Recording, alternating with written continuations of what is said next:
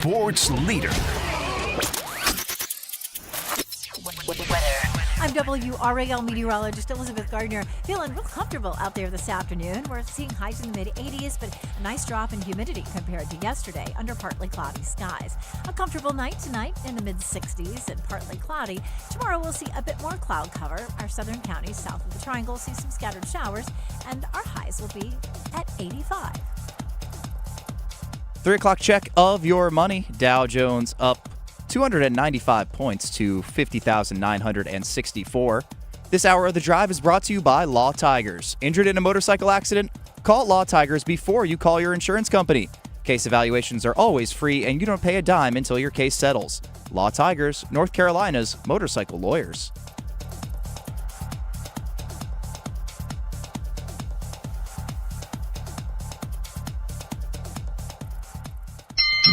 Oh, he scores! A power play goal! Carolina gets a 1-0 lead. Miller, he's going to dive down the right wing forward. Centering attempt. They score! The captain, Jordan Stahl. Hudson shot. That's blocked by Gostisbehere. Right to Blake. 2-on-1 for Carolina. Blake and Stankoven coming in. Blake, Stankoven, 3-0 Carolina. Now he's going to get another chance at here we go. Coming in. Bingo! Mr. Empty Netter. The Drive with Tim Donnelly on 99.9 The Fan. The Drive with Tim Donnelly here on 99.9 The Fan. Happy game day, everybody. Let's go. Happy Game 5 day, Let's everybody. go. Carolina Hurricanes hosting Montreal for Game 5. Canes lead the series 3-1, making this a potential closeout game for the Carolina Hurricanes. We are live outside the Lenovo Center where the game will be played. The first potential closeout game at home for the Canes this season. They took care of business in the first two series too quickly to get back home before the series was over. Get the gentleman's sweep tonight. Could be, yeah, exactly. The gentleman's sweep, which would be quite nice. It would be. Vegas is awaiting the Eastern Conference Finals winner in the Stanley Cup Final, and it would be glorious if that ended up being the Canes by, I don't know, a few hours from now. The game will be started at 8, at least that's the scheduled time. We'll be here with you from 3 to 7. Adam Golden Stormwatch from 7 to 8. Mike Maniscalco, Trip Tracy for the action. All right here on 99.9 The Fan. There is no reason for you to touch your dial or to take it off the app if that's how you're listening. Stay right here. I'm Tim Donnelly, Dennis Cox here. Max Gorin at the moment keeping us back up and running, back at the studio. And just because we're out here on a glorious tailgating Friday doesn't mean we're going to start the show any differently. We start it with the Big 3 at 3.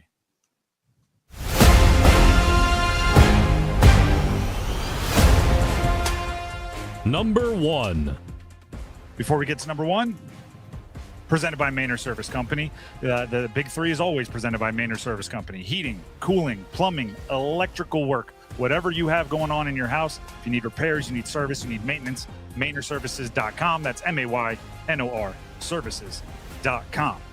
With it being a game day, the Big 3 at 3 will all be Canes related, all Game 5 related. 3 things to watch in this one. And number 1 will be, appropriately, getting it started, the first 10 minutes of the game. Oh, okay. First 10 minutes of the first period. Montreal has something in the tank. Yeah. I don't know how much. They have something in the tank. They've played a bunch of hockey. They've gone to a bunch of overtimes. The Canes have absolutely exhausted them over the last 3 games. They have something there because they're professional athletes. They get paid. They're young. They play in a city that they care about. All of those things too. But I'm not sure. I'm fairly confident it's not a full tank. No. and I'm not sure how much there is. But here's why I say the first 10 minutes. And I've been kind of using this video game analogy, but video games from back when I played them when they were simpler, when they weren't like all these really complicated full worlds. We used to have a bar above the head of the person you were playing with, and it was like a health bar or like an energy bar, and it would go down like a loading bar until it was gone. But you could grab like boost or little health packs or a coin or a star or something. Like the Ninja Turtles, you eat pizza, boom. Exactly. You I remember get that the game. boost. You get the boost. You get the boost. Big plays for Montreal are going to be those boosts, right? So if you can suffocate them the way you've been suffocating them maybe in the third period recently for the first 10 minutes, that bar might go down to 0. They might not have anything left in the tank.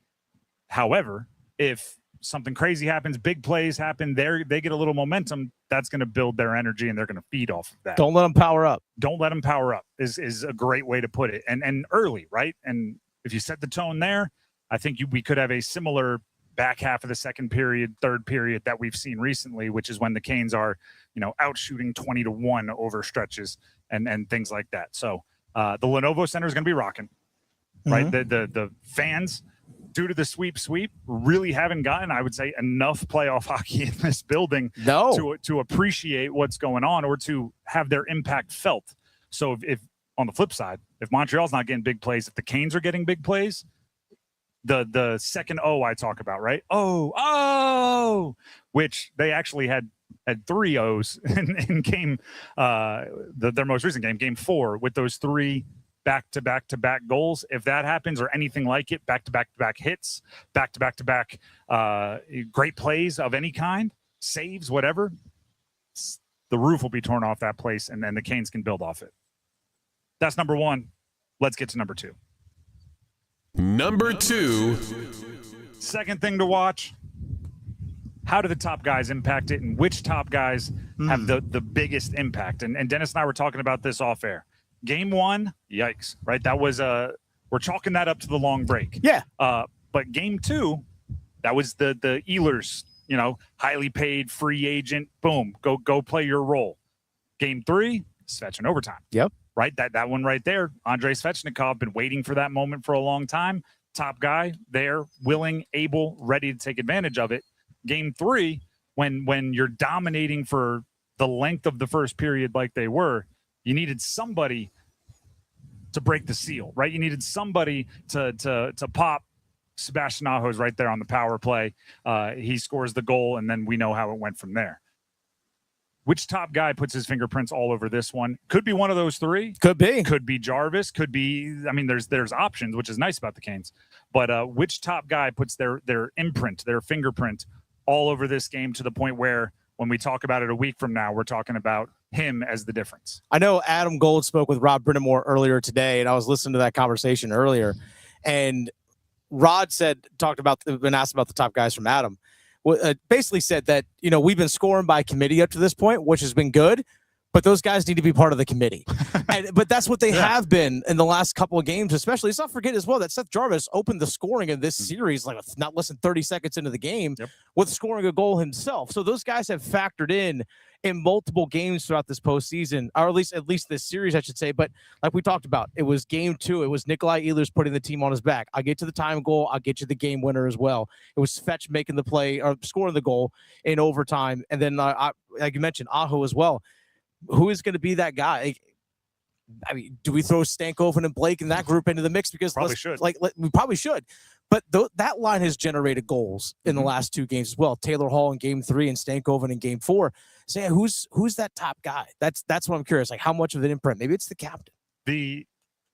But as far as scoring by committee, that hasn't stopped. No, right? It hasn't. Gostisbehere, you're getting goals from the fourth line with Robinson. You're getting goals from the stall line, obviously. You're getting goals from the top line.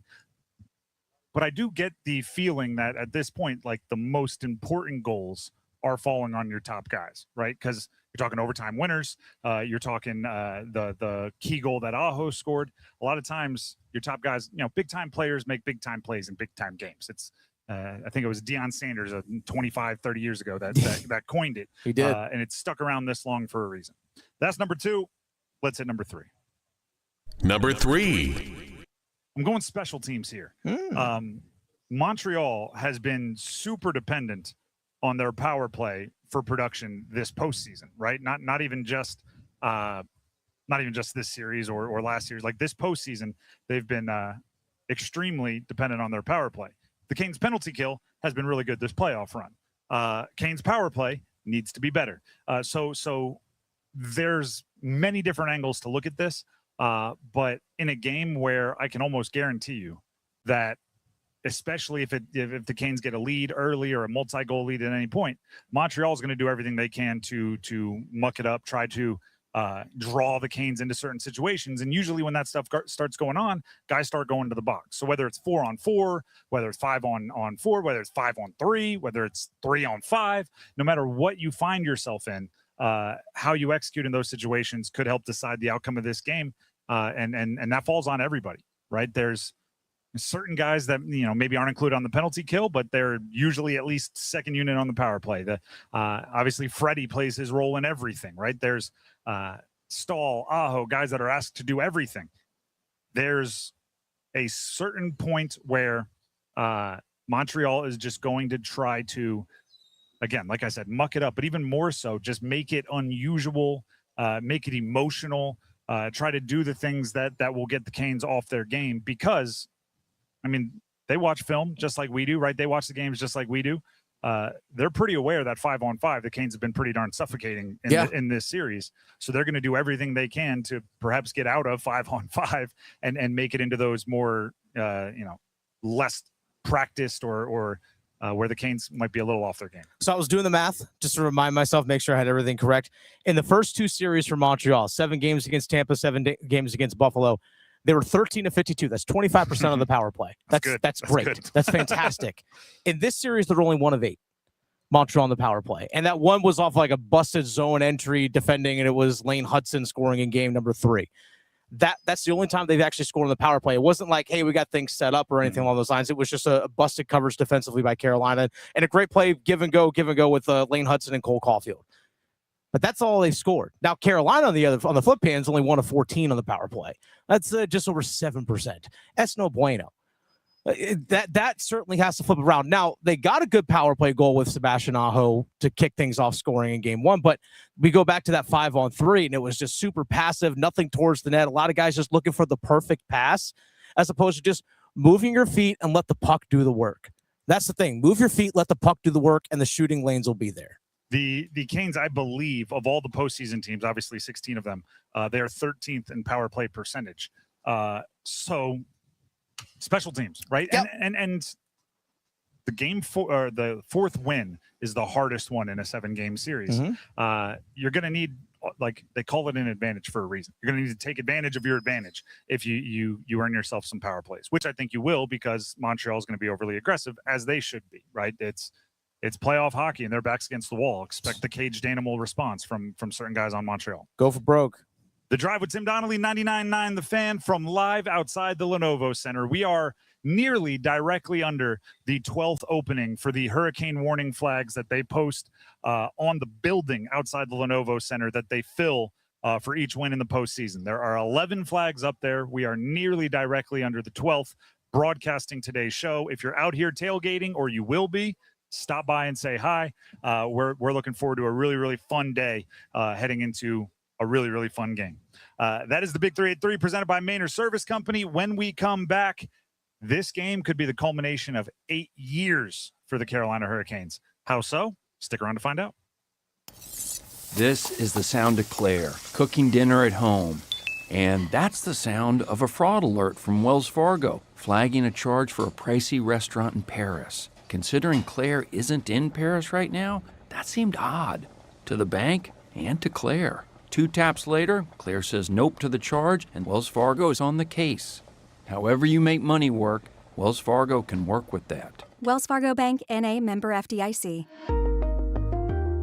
The world's biggest soccer tournament has arrived, and you can trade the entire tournament on Kalshi. On Kalshi, you can trade every match from the opening stage all the way to the final. The United States is trading around 50% to beat Paraguay, meaning a $100 trade pays out at around $200 if the USA can get the win. On Kalshi, you're trading against peers in a live market, meaning there's no house. And as the probability changes, you can buy in and out of your position. For a limited time, download the Kalshi app and use code TIMD. That's code TIMD with no spaces to get $10 when you trade 10. KALSHI. Kalshi. Trade the beautiful game. 18 plus, restriction and eligibility requirements apply. Event contract trading involves risk and may not be suitable for all investors. Prices, values, and available markets may differ from those mentioned. For more information, see kalshi.com/regulatory. Gambling problem? Call 877-718-5543 or visit morethanagame.nc.gov. Leaves, water, debris. Hi, this is Hallie with RoofWorks. There are a lot of things that can wreak havoc on your commercial property, and we are proud to be there for our dedicated customers that depend on us. From helping to design and build the roof for new construction, to maintenance, repair, and replacements, we've got the experience that you can count on. At RoofWorks, we don't want to be the biggest, we just want to be the best. Visit us at roofworks.com. That's roof, WERKS.com. Miller, he's going to dive down the right wing forward, centering attempt, they score! The captain, Jordan Staal, the Canes, they have increased their lead 2-0 here in the first period.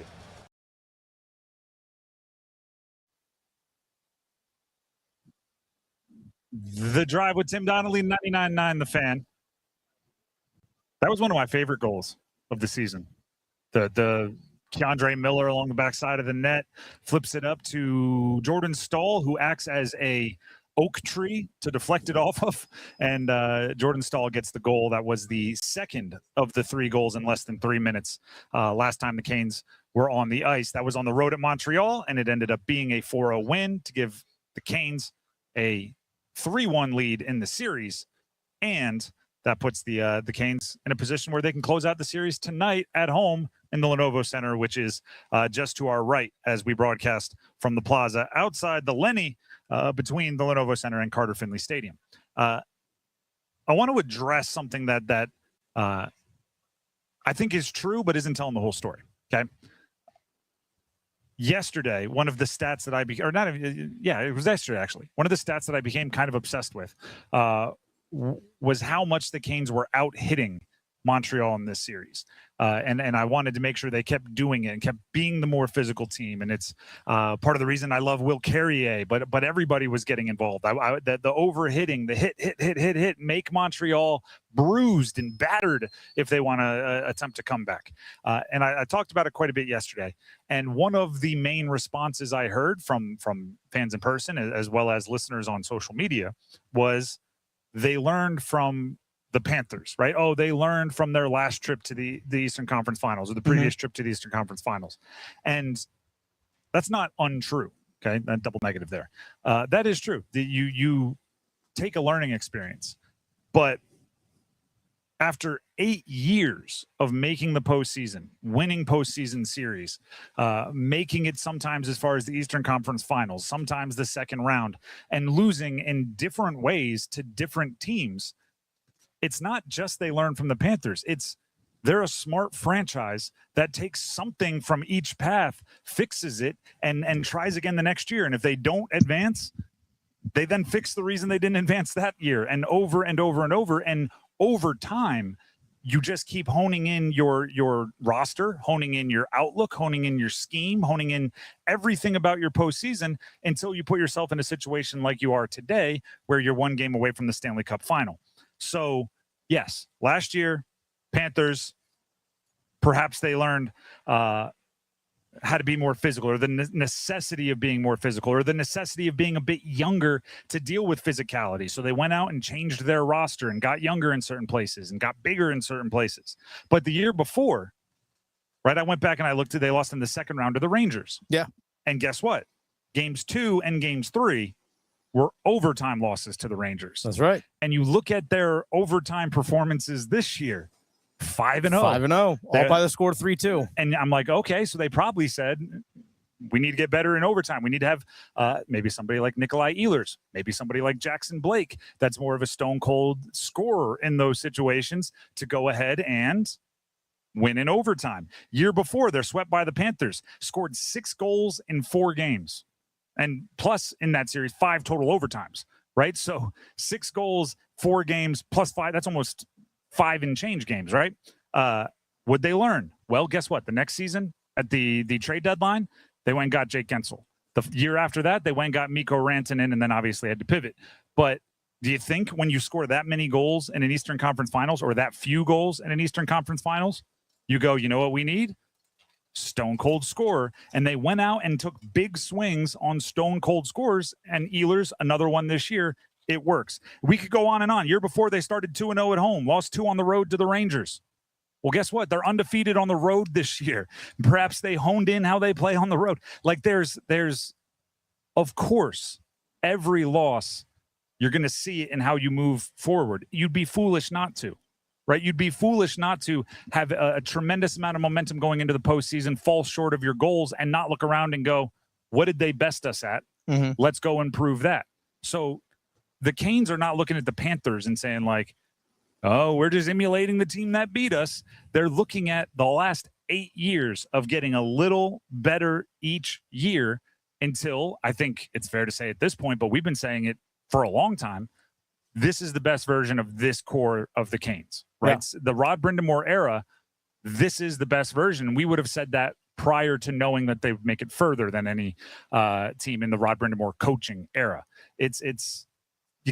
You have to keep doing it, right? It would be foolish not to. Well, we look back last year, what really hurt them in the playoffs, the lack of defensive depth. When they had a couple guys injured, all of a sudden we're throwing out Nikishin, who literally just stepped off a plane from Russia, and Scott Morrow, who just simply wasn't ready and just couldn't skate at the level needed for the playoffs.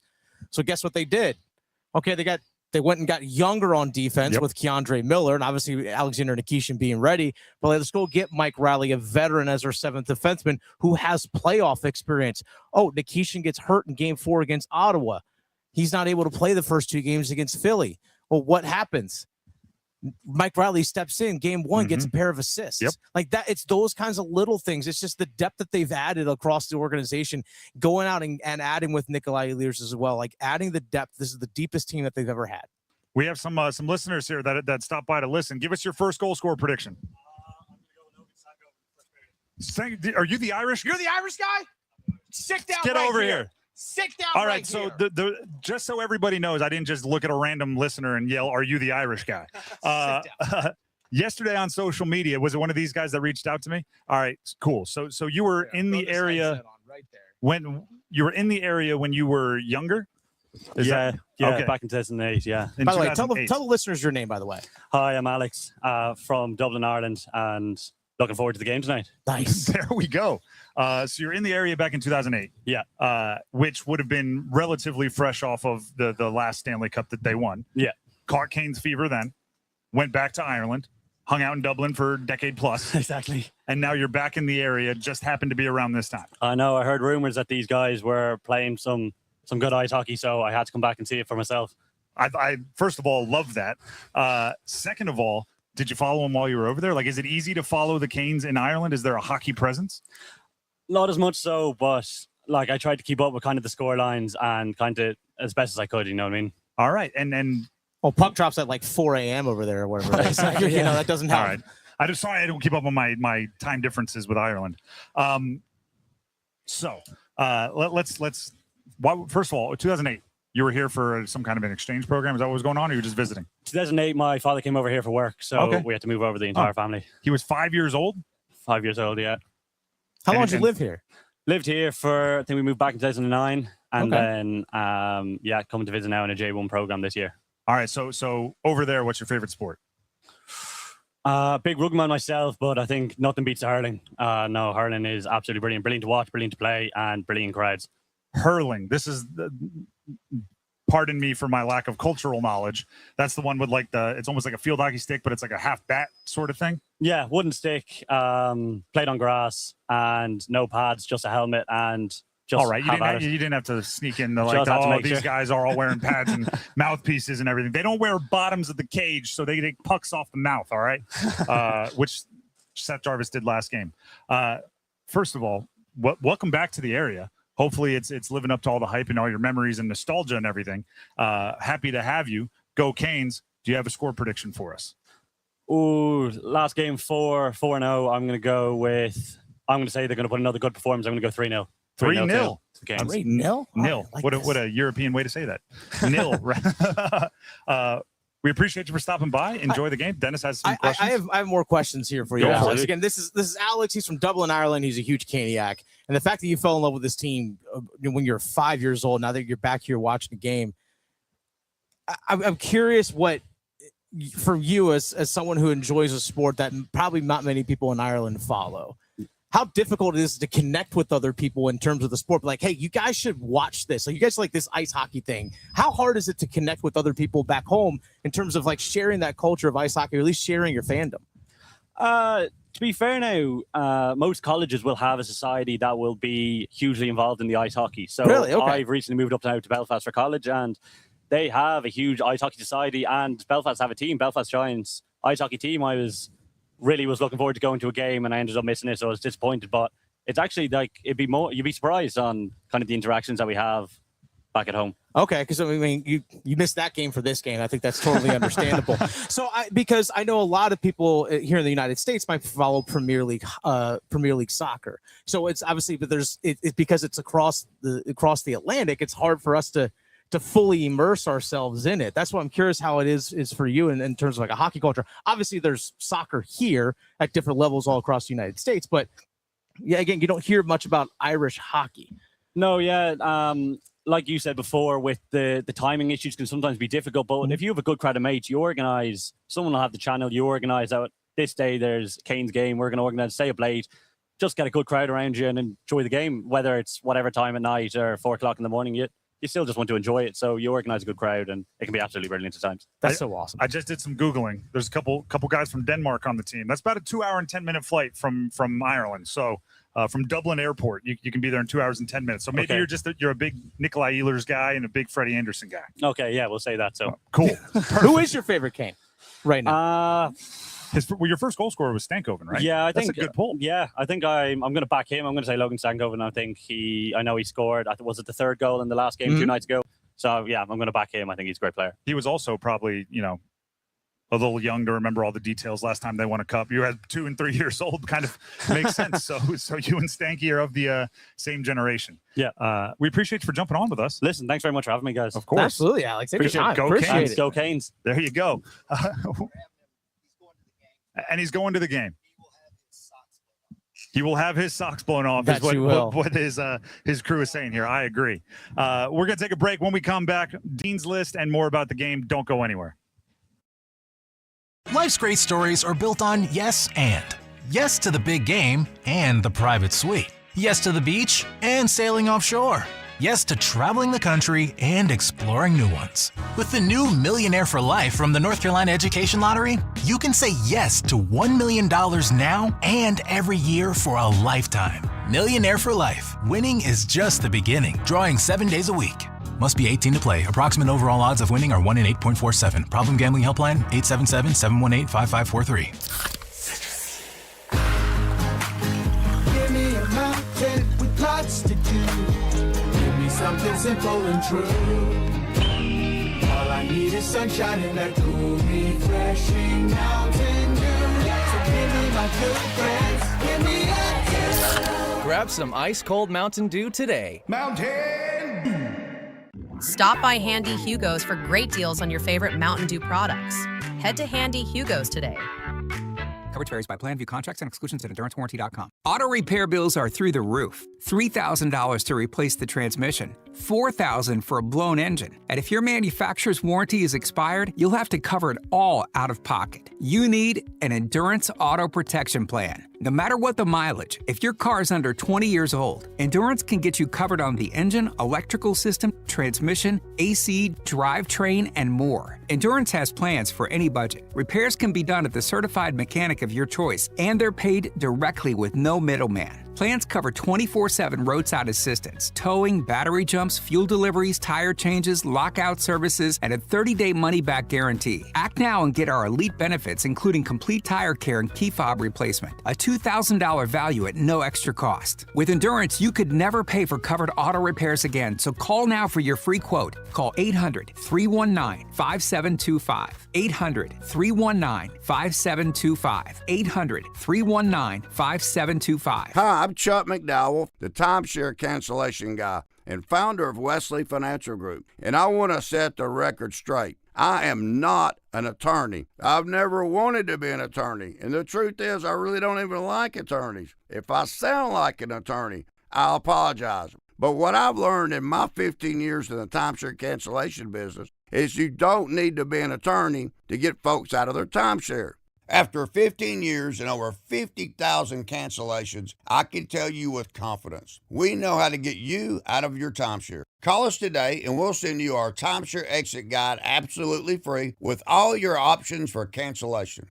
Attorneys, this was meant to be funny, so please don't sue me, especially my friend Kenneth from Black River Falls, Wisconsin. Call now for your free timeshare exit info kit. 800-881-8686. That's 800-881-8686. 800-881-8686.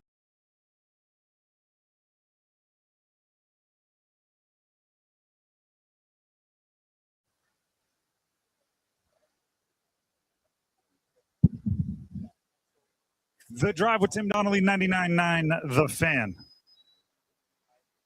We are back and we are live outside of the Lenovo Center where the Carolina Hurricanes are looking to punch their ticket to the Stanley Cup Final. Tonight, they have an opportunity to close out the Eastern Conference Finals as they take on Montreal. And again, the Canes with a 3-1 lead in that series.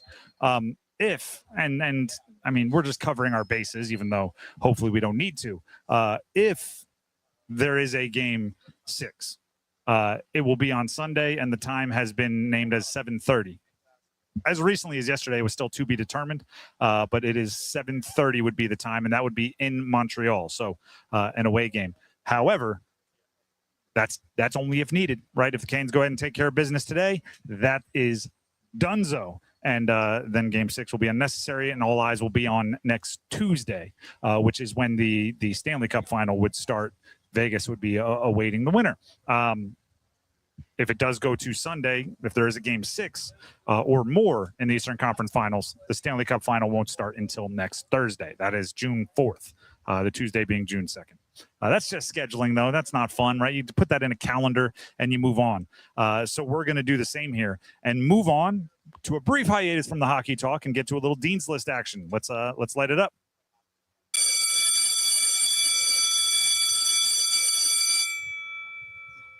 The Dean's List, where we highlight those directly or indirectly related to the college sports world that we hold so near and dear here in the Triangle. While we are, at the moment, the epicenter of the hockey world, we are also always the epicenter of the college sports world. So we'll hit Dean's List real quickly here. And I'm going to start with Max Forte. Max Forte is kind of a representative here for a bunch of people on the Dean's List. Can't name them all. But Max Forte is a Duke decathlete that has at regionals, which are going on the last 3 days, 2 days ago, yesterday, today, qualified for the NCAA championships out there in Eugene, Oregon. He is a decathlete. So, a bunch of local schools have had athletes qualify, distance runners, throwers, jumpers, sprinters, the whole relays, the whole kit and caboodle. But a decathlete just felt like a good name to use to encapsulate all of that because they do all of that. So Duke decathlete Max Forte makes the Dean's List. More Dean's List. Dennis, you can help me with this one. Oh, okay. Chloe Humphrey. Yeah. For not winning the Tewaaraton, even though they definitely should. Yeah. Feels like she got robbed. Madison Taylor, I think, was very deserving because here's the thing with lacrosse. Something I appreciate is that they actually include playoffs or can be factored in when it comes to voting. So I think also as well is that Madison Taylor had a tremendous career as well. Mm-hmm. I think she's very deserving. I wanted to be more mad about that. You're kind of being real chill. We're supposed to. I'm Homer. Chloe Humphrey should have won. What the hell? But I did see that she is, along with STX Women's Lax. Yeah. Is doing an autograph signing between the PLL and WLL games Friday in Baltimore. Nice. So no Tewaaraton, but hopefully that's a nice little NIL check. She will definitely make some money off doing bringing on in for her and making it happen. More Dean's Listers. UNC baseball. They start regionals in Chapel Hill as the host today. Yeah. 5 p.m. is the scheduled start time. I know they have some other games going on at the regional site, so it could be earlier or later, however. But they're taking on VCU, and I was looking at some of the scores earlier. I believe it was, I want to make sure I get this right. Auburn, I believe, was in a real what the heck is going on here game. So Auburn is 4th in the country. Mm-hmm. They were down at one point 10-0 to Milwaukee. Milwaukee is 25-31 on the year, and I can't imagine they're playing in the AL East. You know what I mean? 25-31. Yeah. As it stands right now, they are delayed in the bottom of the 6th. Auburn trails 11-5. Oh wow. To Milwaukee. So I just say that to be like, yeah, Carolina. You're the overwhelming favorite. You're the host of the regional. You're playing VCU, which, you know, you're likely going to be a pretty big favorite. They're minus 600 on the run line. Well, I think we all know last time Carolina played VCU as a heavy favorite, what happened. Oh, you're going basketball on it. Yeah. You're rubbing that in the I'm not trying to rub in. I'm just stating. That's just salt in the wound there. So play well at 5 o'clock is what I'm getting at. Yeah. Take care of your business. NC State also on the Dean's List. NC State baseball. They begin what is a win to continue Elliott Avent's career as a baseball coach, which has been going on for 30 years and is pretty darn storied with NC State. He's announced he's retiring at the end of this season. They start their regional in Auburn tonight at 6 p.m. versus UCF. So that regional is already kind of fired up with some upset magic. So perhaps they can pull some off of their own in the regional. They are probably going to have a later game because, as I mentioned, that Auburn game's delayed right now. So it's 6 o'clock scheduled start, but I would expect it to be later. Do you have any Dean's Listers you'd like to throw in here, Dennis? I do. Actually, speaking of the UNC Chapel Hill Regional for baseball, ECU and Tennessee, the ECU being the 3rd seed in that regional, they're currently deadlocked in a 2-2 tie in the bottom of the 12th right now. Wow. Yes. So ECU looking to pull the upset as the quote-unquote road team here as the lower seed against Tennessee. But by my count, I'll pull up the live stats here, is that looks like Tennessee has runners on 1st and 2nd, no outs in the bottom of the 12th. So ECU actually scored a run in the top of the 9th to take a 2-1 lead, but Tennessee came back out a run in the bottom of the 9th to 4th extras. They're in the bottom of the 12th. Bottom of the 12th inning. Runners on, nobody out. How you like to be the? This is how my parents would say this every time we're watching a game. Oh, I feel for the pitcher's parents, right? Because they're watching, just sweating and white knuckling, and maybe not even watching, hands in their head, doing everything, just so nervous for their son. And I'll throw one more name here on the Dean's List. All right. You mentioned the Tewaaraton, which is goes out in lacrosse, both men's and women's, to the best player in the country in college. It's basically the equivalent of a Heisman Trophy or a Naismith Award. Sean Light, Notre Dame lacrosse. I actually, can I guess why you're going to put him on there? Can I guess? Yeah. Because he's the first defenseman to win. Exactly. He's a defenseman, which is what I played, and the defenders are finally getting some love as the best players out there. I'm so tired of awards always going to the best quarterback or the most stats for a quarterback or the guy that scores the most.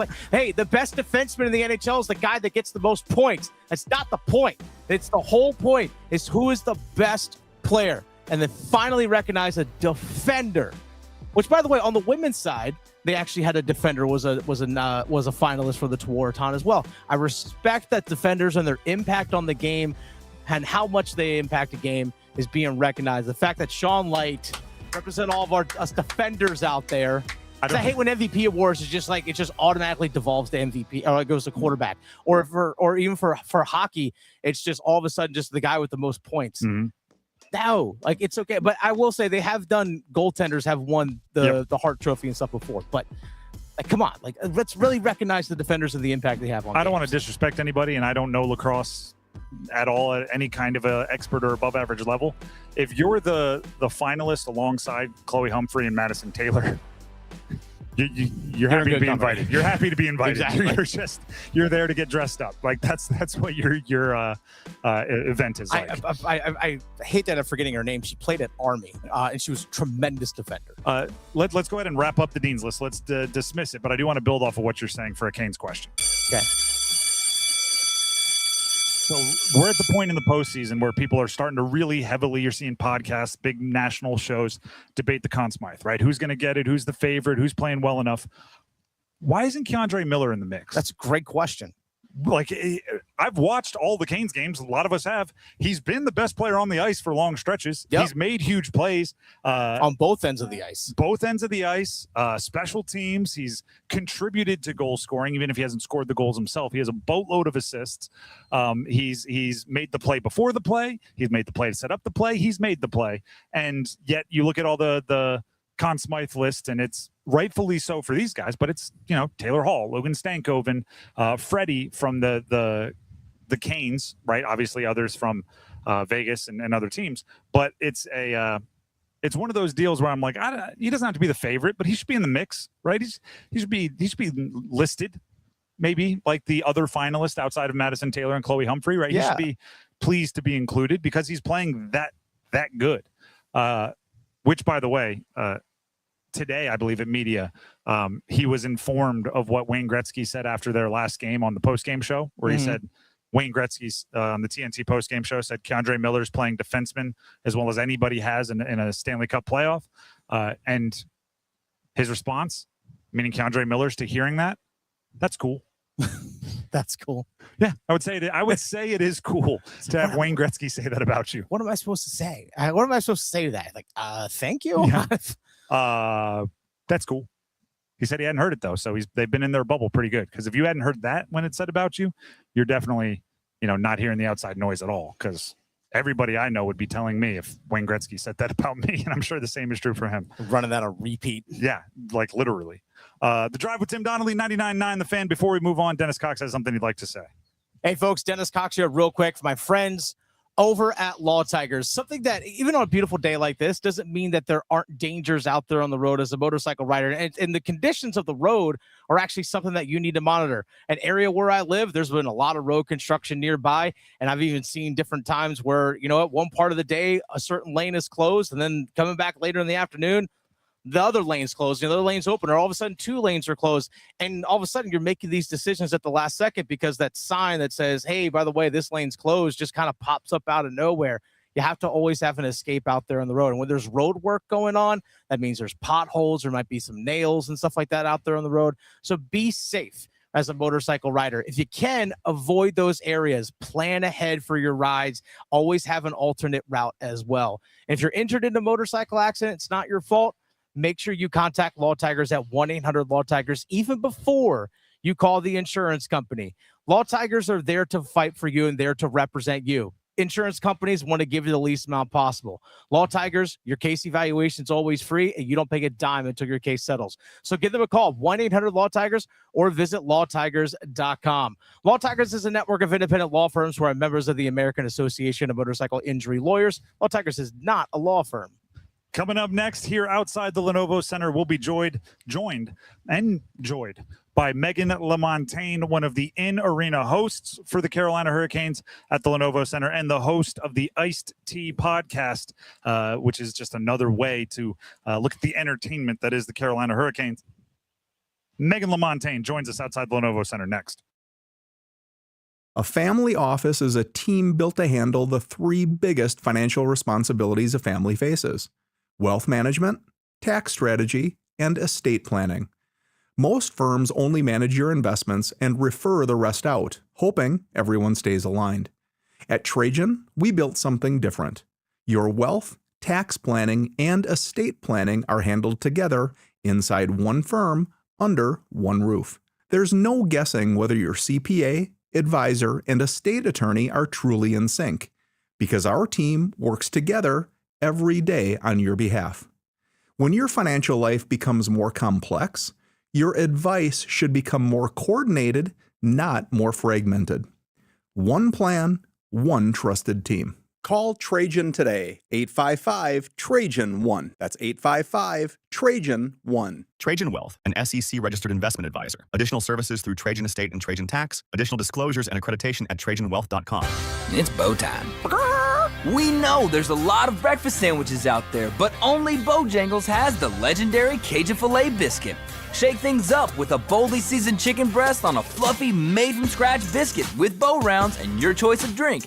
So when you're craving something bold, something different, something that takes breakfast to a whole new level, the Cajun Filet Biscuit is waiting for you, along with crispy bow rounds and a drink. Order in the app or at Bojangles today. It's bow time. It's bow time. Time to satisfy your craving for Cajun with a Bojangles Cajun Filet Biscuit. Bojangles Cajun Filet Biscuits are served all day, every day. And with that biscuit, why not add Bo's Iced Coffee? That's right, Bo's Iced Coffee with sweet cream. Choose caramel or French vanilla. Bo's new Iced Coffee, a great way to sweeten your day. When you're hungry for flavor and value, it's boat time. If you've ever reached for a cheers when your favorite song comes on, you're ready to embrace the haze with Hazy Little Thing from Sierra Nevada. Hazy, citrusy, smooth, juicy but not sweet, hoppy but not bitter, America's best-selling hazy IPA for good reason. Hazy Little Thing, enjoy responsibly.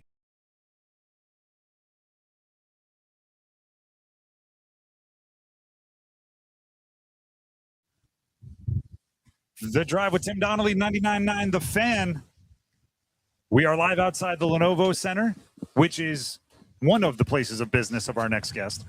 We have Meghan Lamontagne, who is the host of the Ice-T podcast, which takes a look at all of the things you wouldn't think about for the Canes. You're talking behind-the-scenes people, some of the very famous people you know. But it's a really cool podcast. You should check it out everywhere. Ice-T with Meghan Lamontagne. She is also one of the in-arena hosts for the Lenovo Center and Canes games, and she came outside on a beautiful Friday to chat with us about the Canes and the season and everything going on. So, Meghan, we appreciate it. What an intro. Yeah, no, it's lovely under here. I kind of want to hang out with you guys for a while, but I will have to eventually go back inside for some pregame meetings, but this is fun. Pre-game meetings. Pre-game meetings, you know. Well, sounds like business. So we'll just have the fun out here. Like, okay. Sounds serious. They won't miss me. They won't know. Well, speaking of the fun and the full season, and you're in the arena for darn near every game, obviously you hope tonight's going to be like the crowning memory, or one of.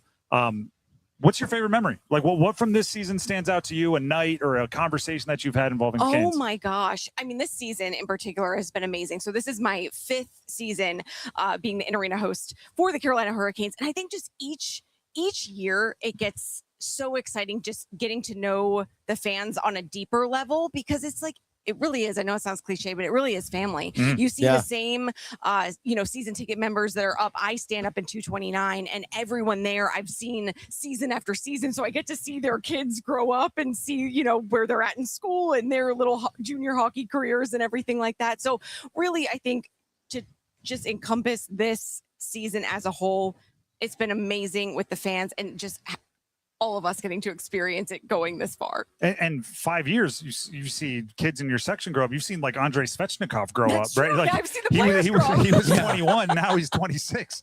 Like, I don't know about everybody else, but 21 to 26, I feel like they were babies, and now they have some of them like have babies. Yeah. So. Some of them have they've been born within the last few weeks here since the postseason got started. Let's go interview then with the Ice-T. Yep. You've had some really kind of off the wall maybe interviews that you wouldn't expect. If there's a few highlights from that, things you didn't know or things you learned that you were excited about? That's my favorite part of the podcast, and exactly what I was hoping to accomplish with Ice-T was to just get those kind of behind the scenes, off the wall, not so much analytical side of the sports, but just like the stuff that none of the fans know about. And I think most recently, and Dennis and I were talking about it a little bit earlier, was George Alves, the head equipment manager, and just the amount of things the equipment managers need to do. You kind of know it on a surface level, but then when you go deeper and listen to this interview, it is miraculous, the steps and the organization of every piece of equipment, not just the skates and the pucks and the sticks and all that, but it's the padding and the even those little SMT devices that I found out the tracking devices inside the jersey. Yeah. And they have to remove them before they wash the jerseys, and sometimes those little devices fall out onto the ice and they're white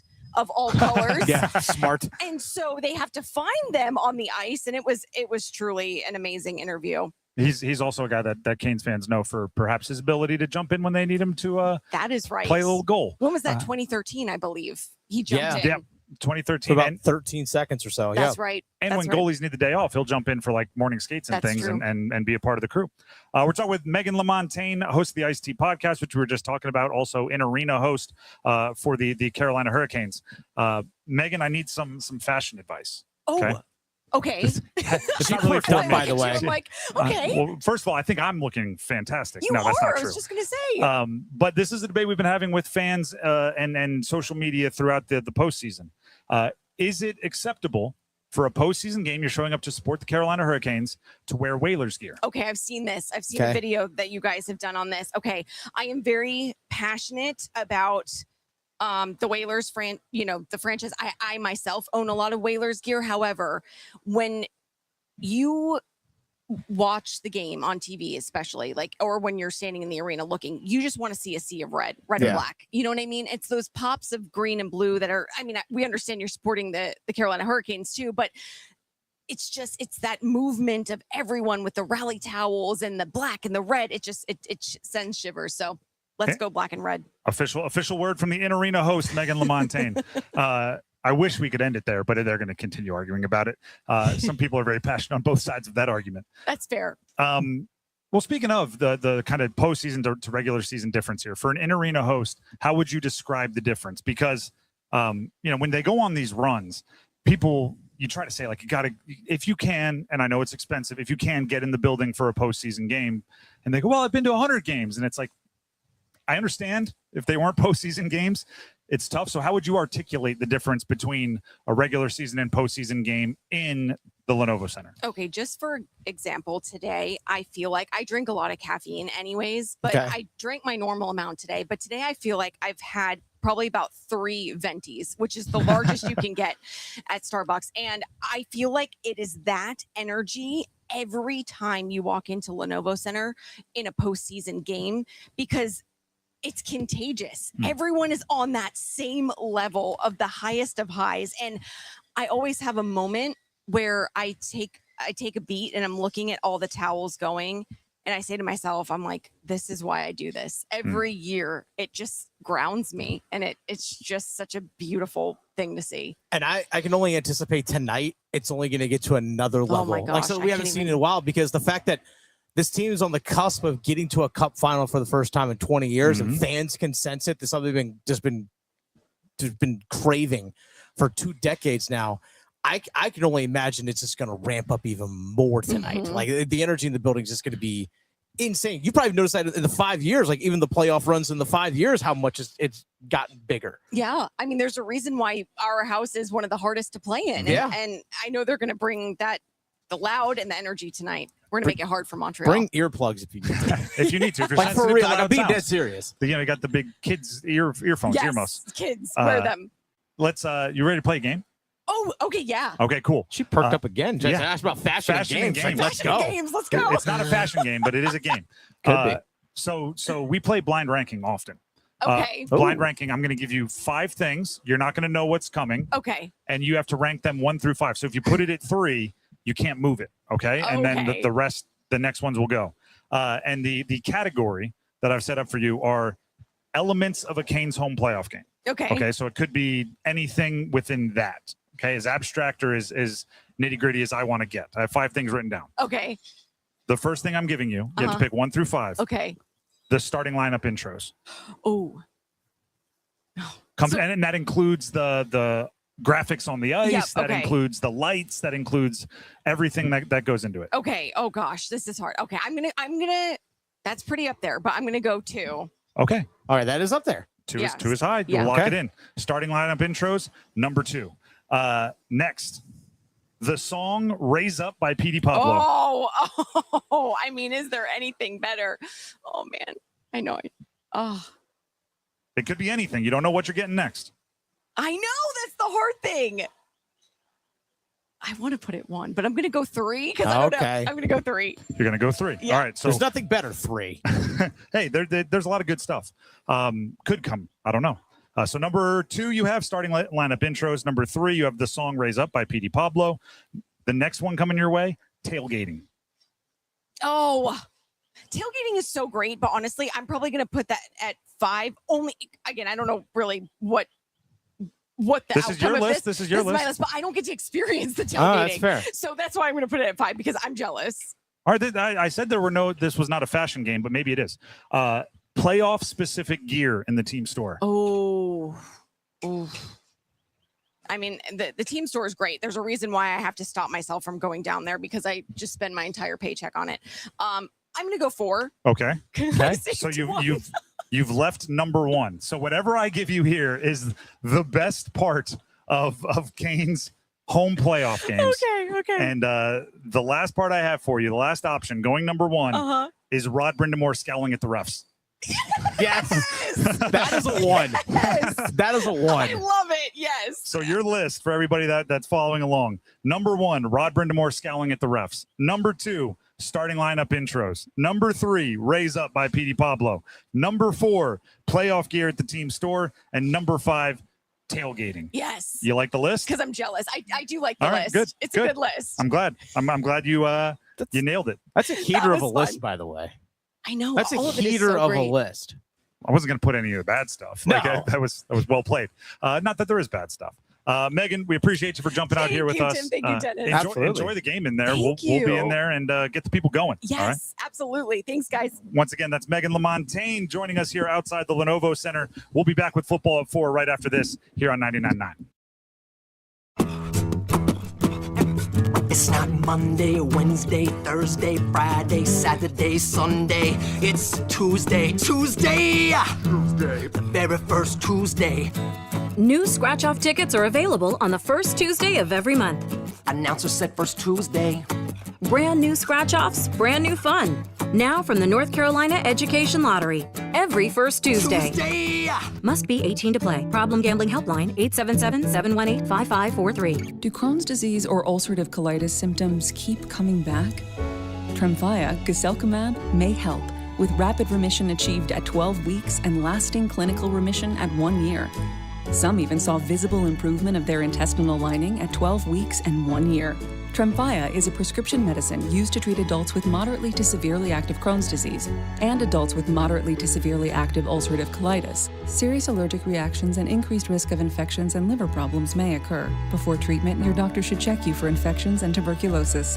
Tell your doctor if you have an infection, flu-like symptoms, or if you need a vaccine.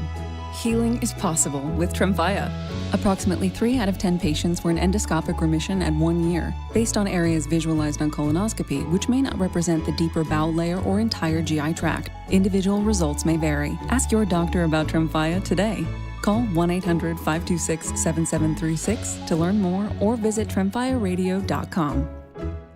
You know what you can trust? The protection you get when you bundle home and auto insurance with Progressive. You know what you can't trust? Everything else, apparently.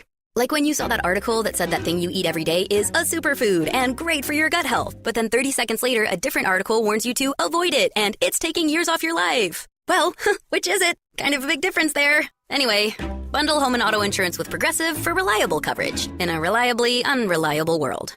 Progressive Casualty Insurance Company affiliates and third-party insurers. Not available in all states or situations. I'm attorney Brian Ritchie. Big truck accidents can cause life-changing injuries, and life-changing injuries deserve life-changing money. I know big truck wrecks, and I know how to fight those big insurance companies. If you've been hurt by a big truck, contact us at ritchielaw.com. I'm on top of it. Broadcasting live from the Eagle Leasing Storage Studio. WCMC HD1 Holly Springs. 99.9 The Fan. The Triangle Sports Leader.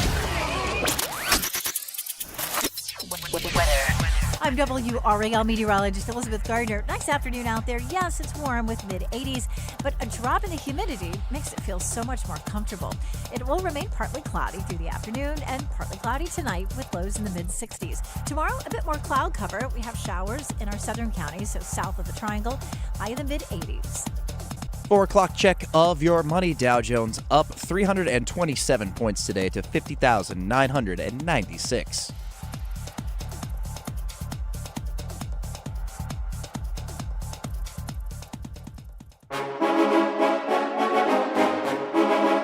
Let's move the chains. Time for football at 4. The Drive with Tim Donnelly, 99.9 The Fan, live outside the Lenovo Center. Shout out to Meghan Lamontagne one more time, in-arena host, our colleague at CBC, and host of the Ice-T podcast for jumping on with us before that break. I do want to update everybody. Oh, yeah? Last time we checked, it wasn't looking great for ECU baseball. Yeah, looking a little different now, though. Looks a little different now. They were tied with Tennessee 2-2. Tennessee was at the plate, bottom of the 12th. And they had runners on with nobody out. Yeah, first and second, no outs. ECU not only got out of that jam. Yeah, they did. Pushed it to the 13th, but it is now the top of the 13th, and ECU has scored to go ahead 3-2. Let's go. Still the top of the 13th in that one. 2 on, 1 out So East Carolina leads Tennessee in the Chapel Hill Regional, by the way, 3-2 with 1 out and 2 on. By the way, I am rooting for here in the state of North Carolina.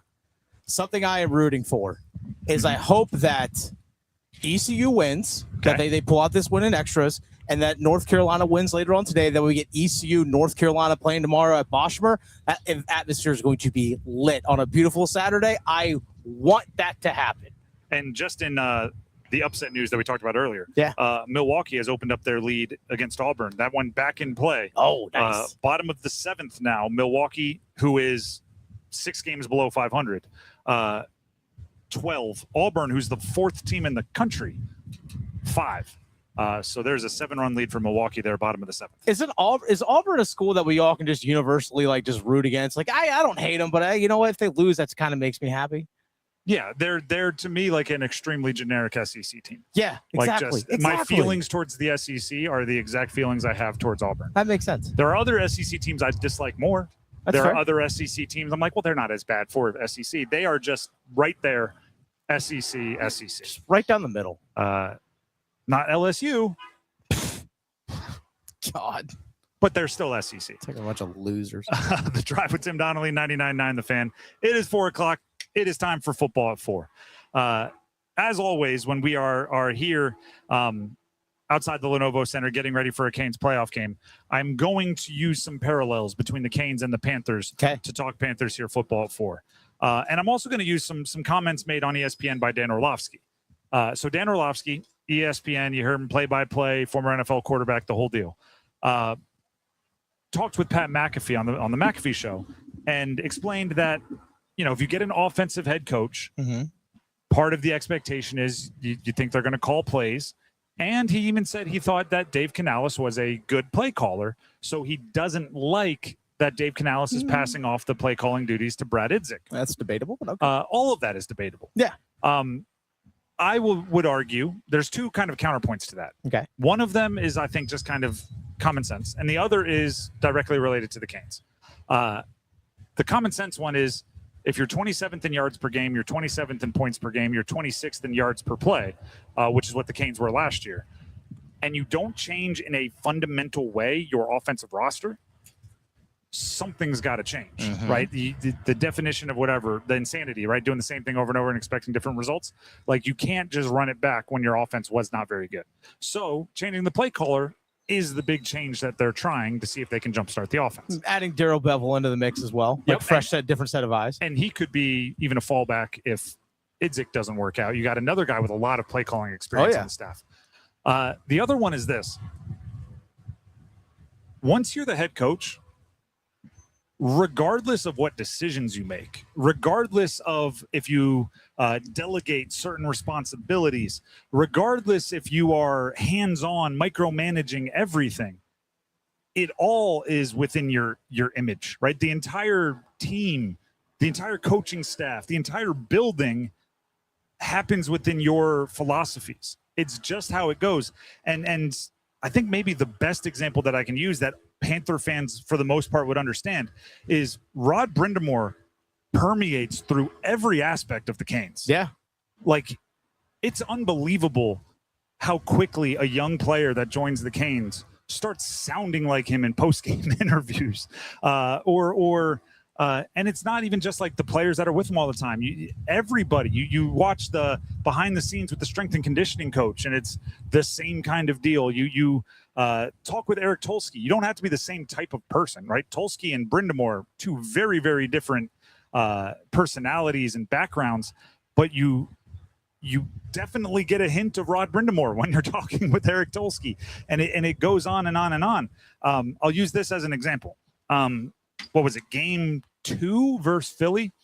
They really the only time this season, and especially the only time this postseason in a win, that they mixed up the lines at all. They took Seth Jarvis from the top line and put him with Stahl and Ehlers on the third line. It was game 2 versus Philly. They were down 2-1 in the third, needed a goal. They flipped it up, and almost immediately Seth Jarvis scored on the Stahl line. Yeah, jumped right off the bench. And almost immediately after the game, Rod Brindamore was saying, assistant coach came up to me, said it's time, and made the switch, went on, and it worked. I guess, the timing of it or the idea of it wasn't Rod Brindamore's. But it's a Rod Brindamore decision. You know what I mean? It's a Rod Brindamore philosophy. The fact that Seth Jarvis and those guys are interchangeable and you can move them around and you can be versatile enough to have the stall line put Jarvis and Ehlers on it when it's, traditionally Martinook and perhaps another kind of grinder. That's all Rod Brindamore.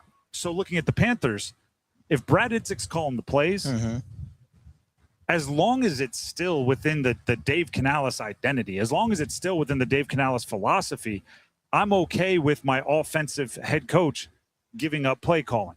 Now, this is looking at it from the team's perspective. Yeah. If I'm like Dave Canales' buddy, I might be like, hey, man, they hired you for a reason. Keep doing that reason.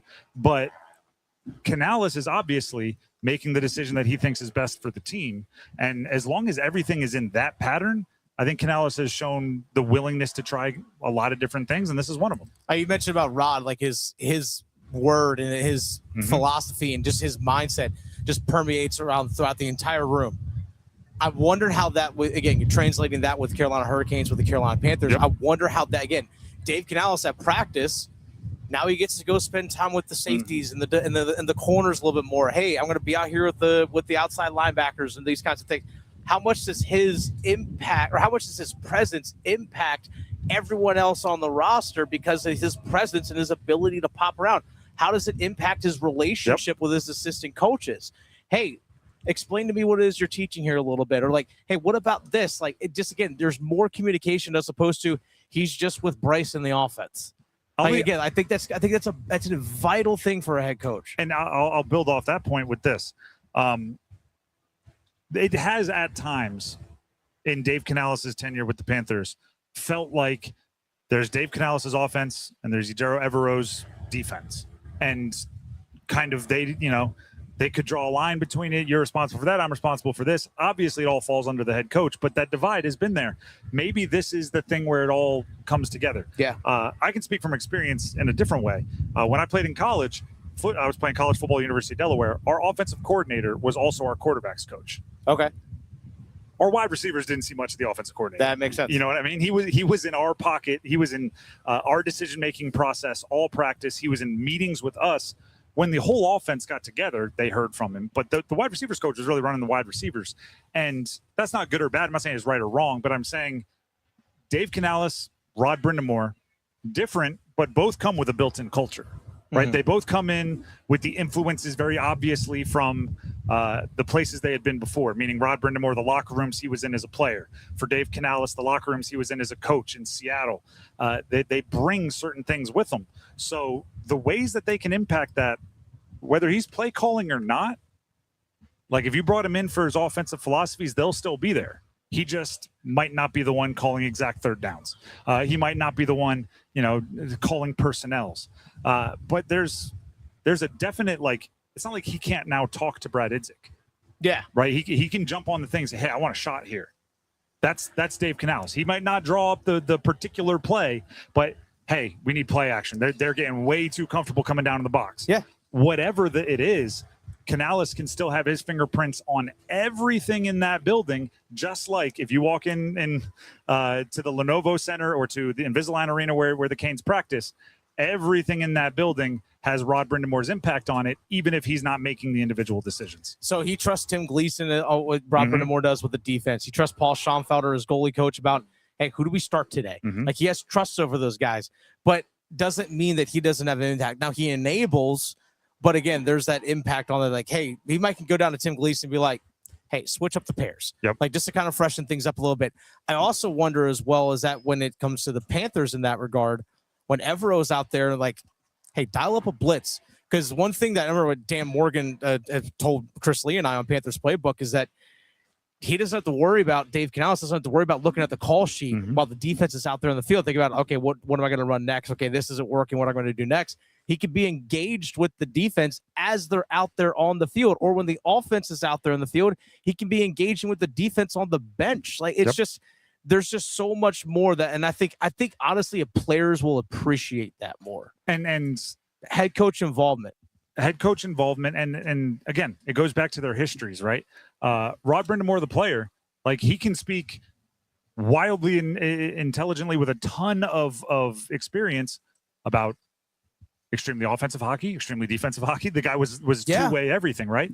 Dave Canales comes from the offensive side of a Pete Carroll culture. Pete Carroll comes with certain defensive, Legion of Boom, right? They were all there for it. Defense and special teams. So he should be able to meander over to the defense. And ready for this, Canes fan, or actually Canes fans and Panthers fans. Yeah, you both exist. Here's another correlation between the two. At the end of the postseason game against the Rams, what was the number one complaint I heard from Panthers fans? Why did the defense play so soft? So soft. Why did you give all that space to Puka Nacua and Matt Stafford? Did the same thing on the road loss of the Saints. And then, same thing. And then what were we talking about last game for the Canes? They got up 3-0 and did not go to the hockey equivalent of prevent. Nope. They kept going to the hockey equivalent of blitzing, right? Yeah. They had more shots in the third period than they did in the first and second period. So maybe Canales, with now a bigger like bird's eye view, not having to be in the offenses. Hey, if we get the ball back with 35 seconds left, here's what we're going to do. Hey, if we go to overtime, here's what we're going to do. He could have been in Evero's ear a little bit more saying, hey man, why the heck are our corners 12 off here? Like, get them up there, make them make plays. Yep. It's opening for a lot. So while I wouldn't hate it if Canales kept the offensive play calling, because like I understand a captain wants his hands on the steering wheel of the boat. I also understand that there are other ways that he can keep his influence on the offense while perhaps expanding his influence to the other parts of a team. And if you need to see an example of that, I think the Canes are a fantastic example of it. You don't walk anywhere in this building without feeling the impacts of Rod Brind'Amour in some way, shape, or form, even if it's in what you said, like delegating and empowering. Mm-hmm. Like the confidence of Rod Brind'Amour in you to make a decision makes you more confident in yourself to make that decision because he's trusting you with it. He is Canes hockey. And what's the stat? What are they up to now? Like 97 of the 99 postseason wins that the Canes have since relocation. Yeah. He's been either a player or the coach. Like, the guy is Canes hockey, and you feel it everywhere.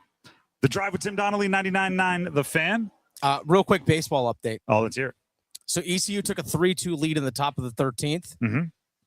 Tennessee comes back and ties it in the bottom of the 13th. We were into the 14th inning out there in Chapel Hill, East Carolina, Tennessee.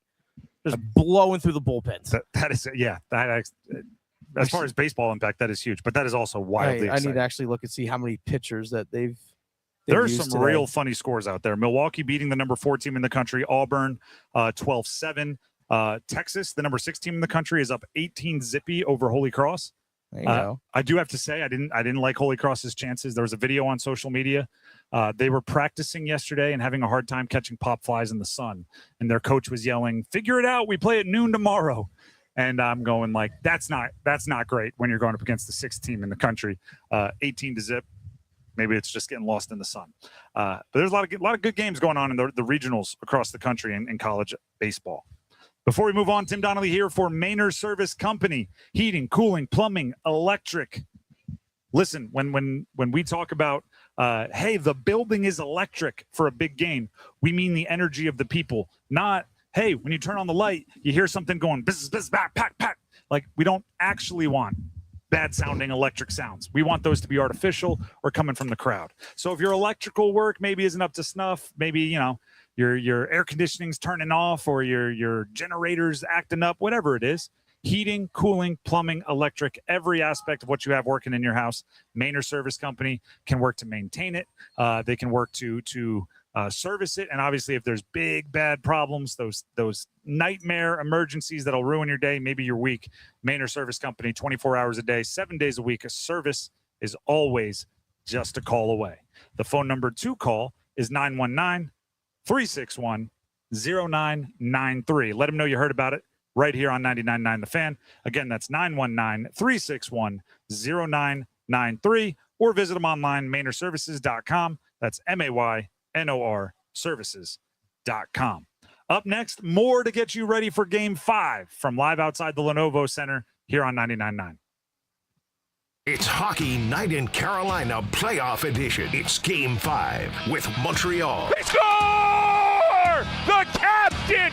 Jordan Staal. Storm Watch with Adam Gold at 7. Puck drop at 8. Blake and Stankoven coming in. Blake, Stankoven, 3-0 Carolina. It's a huge goal. Sent across Logan Stankoven. There is his 8th in the postseason. On your official audio home of Hurricanes hockey, 99.9 The Fan. Life's great stories are built on yes and. Yes to the big game and the private suite. Yes to the beach and sailing offshore. Yes to traveling the country and exploring new ones. With the new Millionaire for Life from the North Carolina Education Lottery, you can say yes to $1 million now and every year for a lifetime. Millionaire for Life. Winning is just the beginning. Drawing 7 days a week.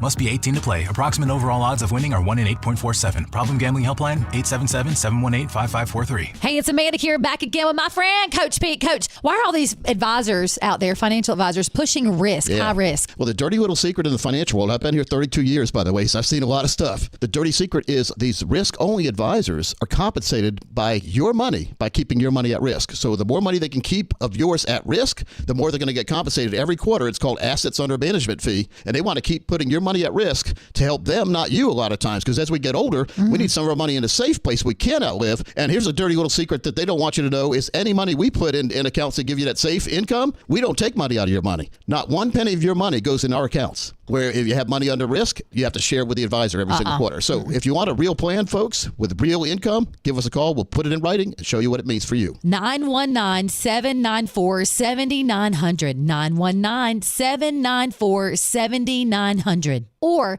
text Amanda to 600-700. Amanda Daughtry is a paid spokesperson. Investment advisory services offered by Capital Financial Advisory Group, a North Carolina registered investment advisor. You hear that? That's the sound of Pepsi Zero Sugar. The better tasting, more refreshing Zero Sugar Cola. Listen to that endless pour. If it sounds this good, just imagine how it tastes. So good. Pepsi Zero Sugar. Let your taste decide. Stop by Handy Hugo's for great deals on your favorite Pepsi products. Head to Handy Hugo's today.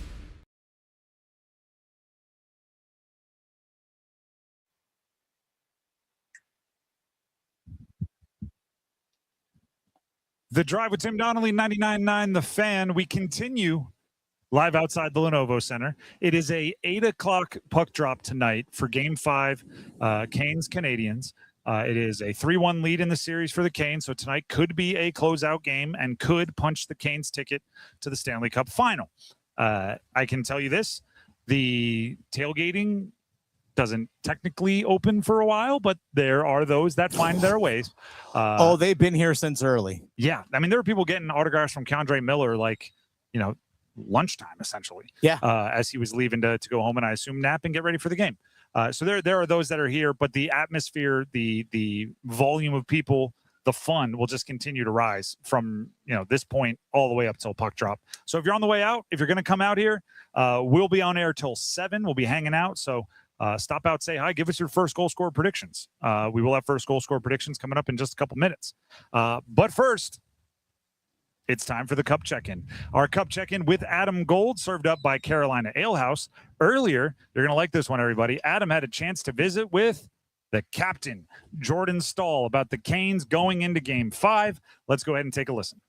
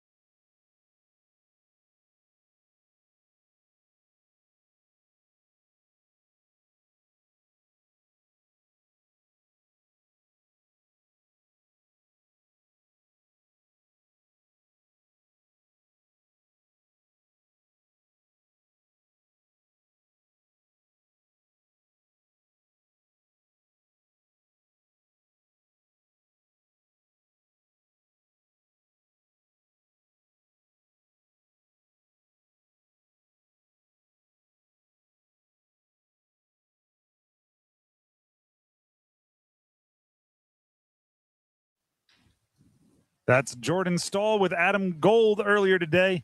And that was your Cup check-in served up by Carolina Ale House. Want to hang out with Stormy and the Canes crew? Head to Carolina Ale House's Cary location during the playoffs for official viewing parties. This next question I have for you, Dennis. Okay. The answer could be Jordan Stahl. All right. It could be Aho. It could be a whole bunch of different players. The question is, Canes game 5, trying to not just close out the game, but trying to close out the series. Part of the question could be, who's the closer?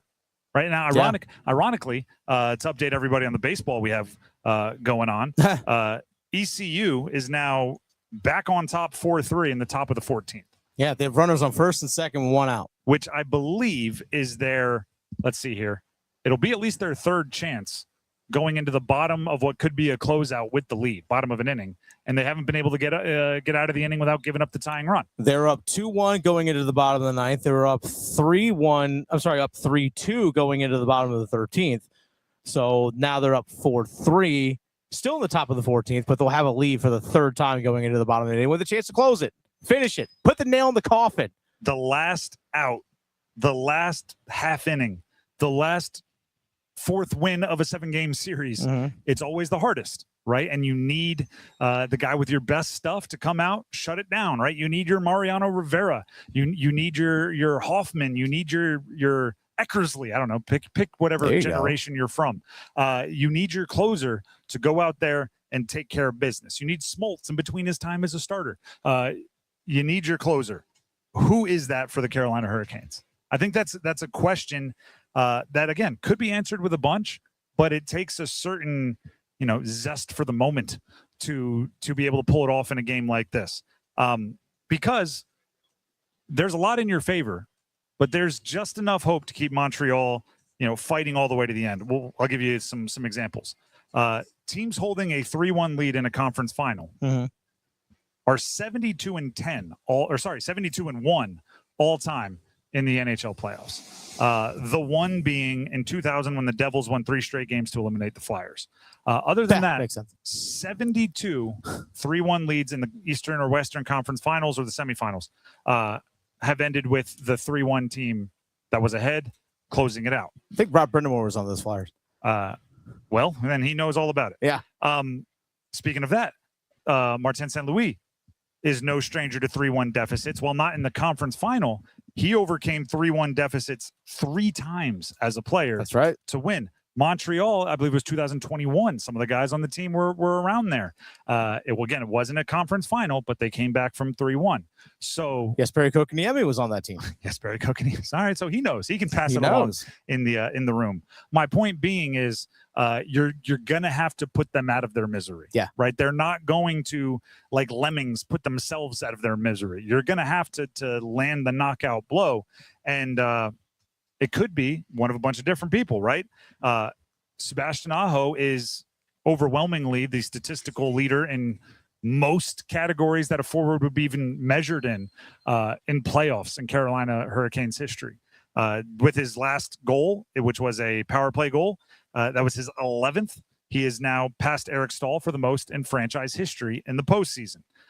Could it be him, right? Your most comfortable, most experienced postseason performer.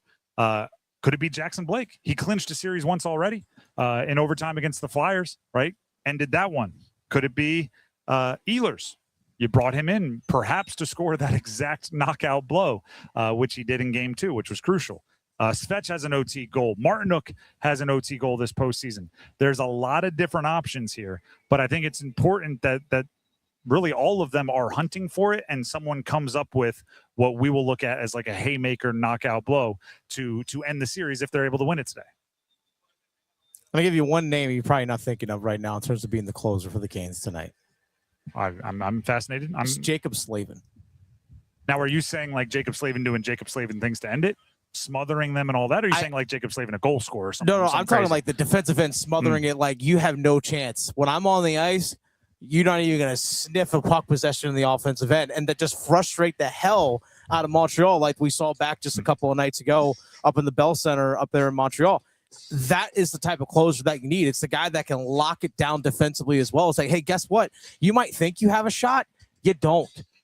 Like, I need that closer. Like, it's the guy that, gets the sack at the end of the game in a football game. Like that guy that closes it out. He's be the guy that sit there, hey, Cole Caulfield, Nick Suzuki, Yaros Slavkovsky, when you three are on the ice, I'm out there with you, and you ain't even going to touch the puck.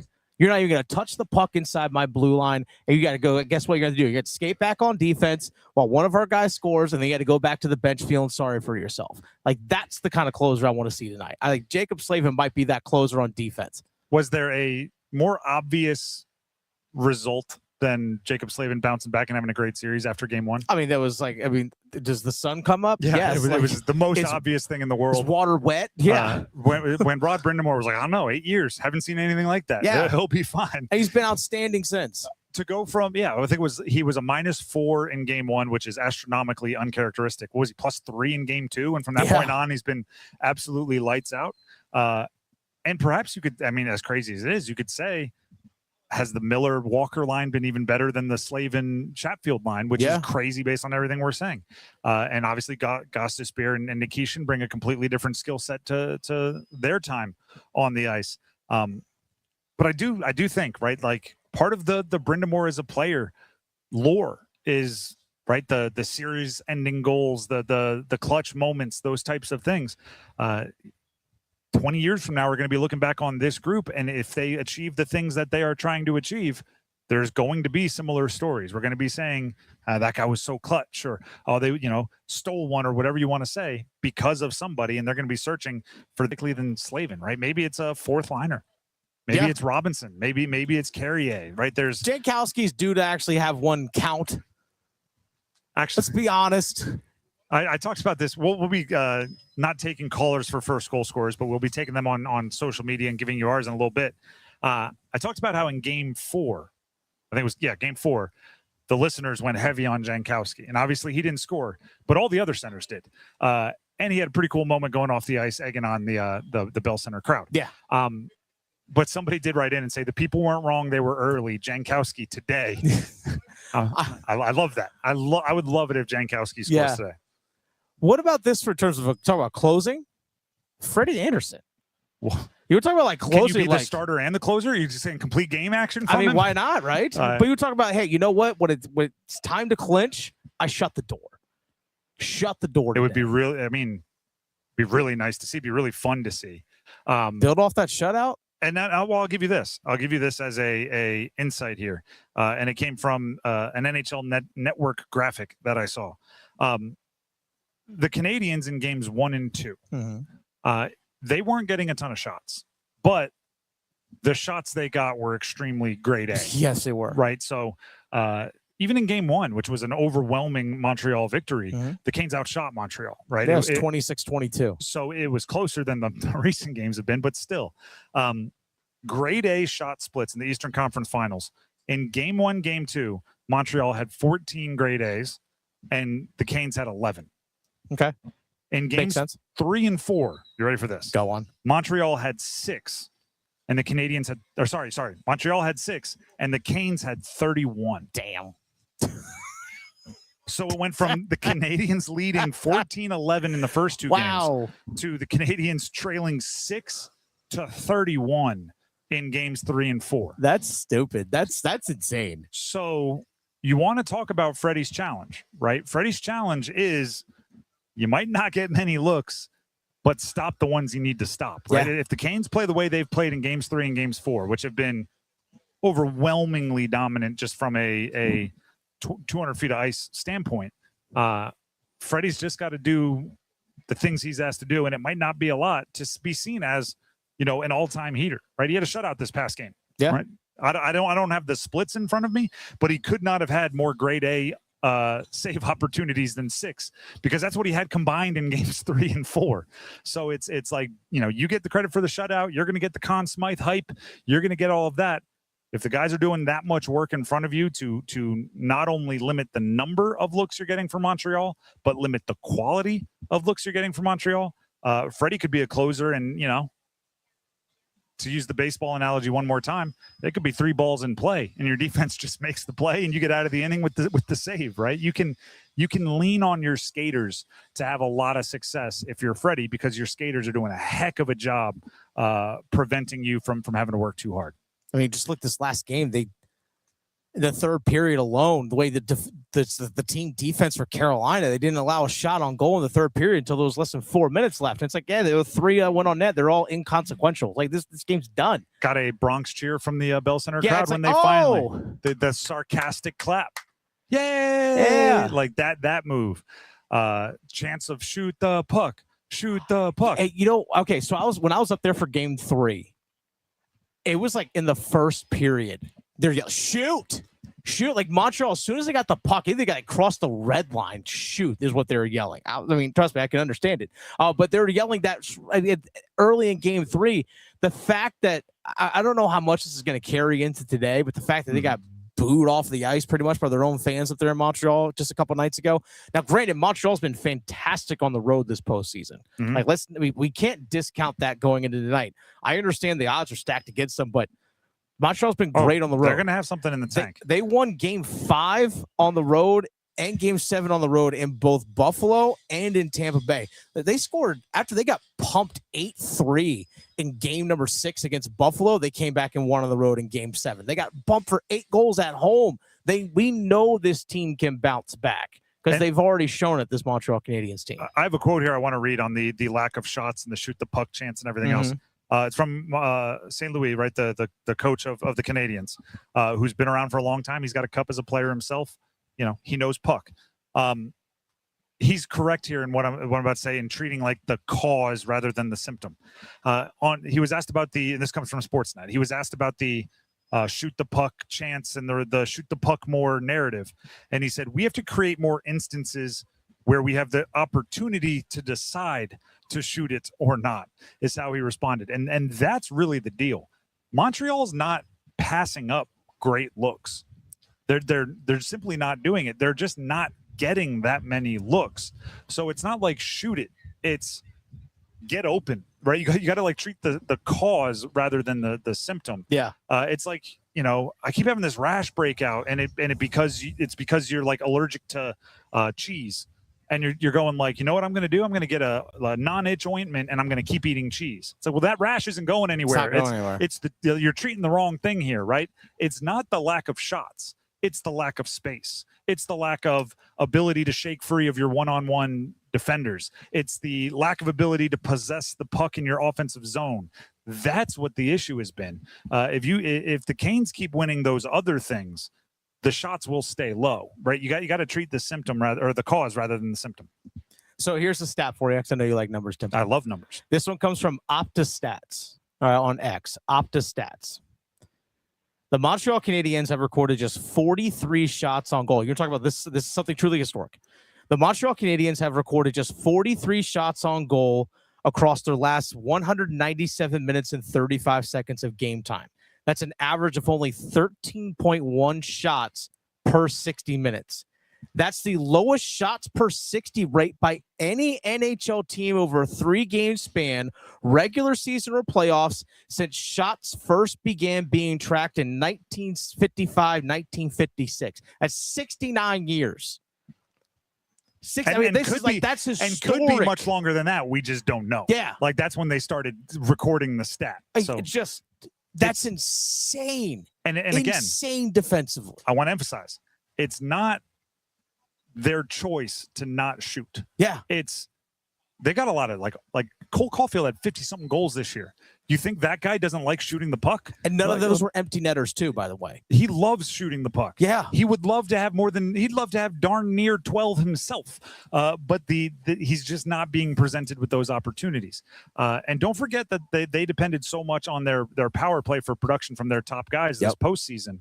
So if the Canes penalty kill is taking that away, their 5-on-5 isn't necessarily being more or less productive than they were in their 7-game wins earlier on.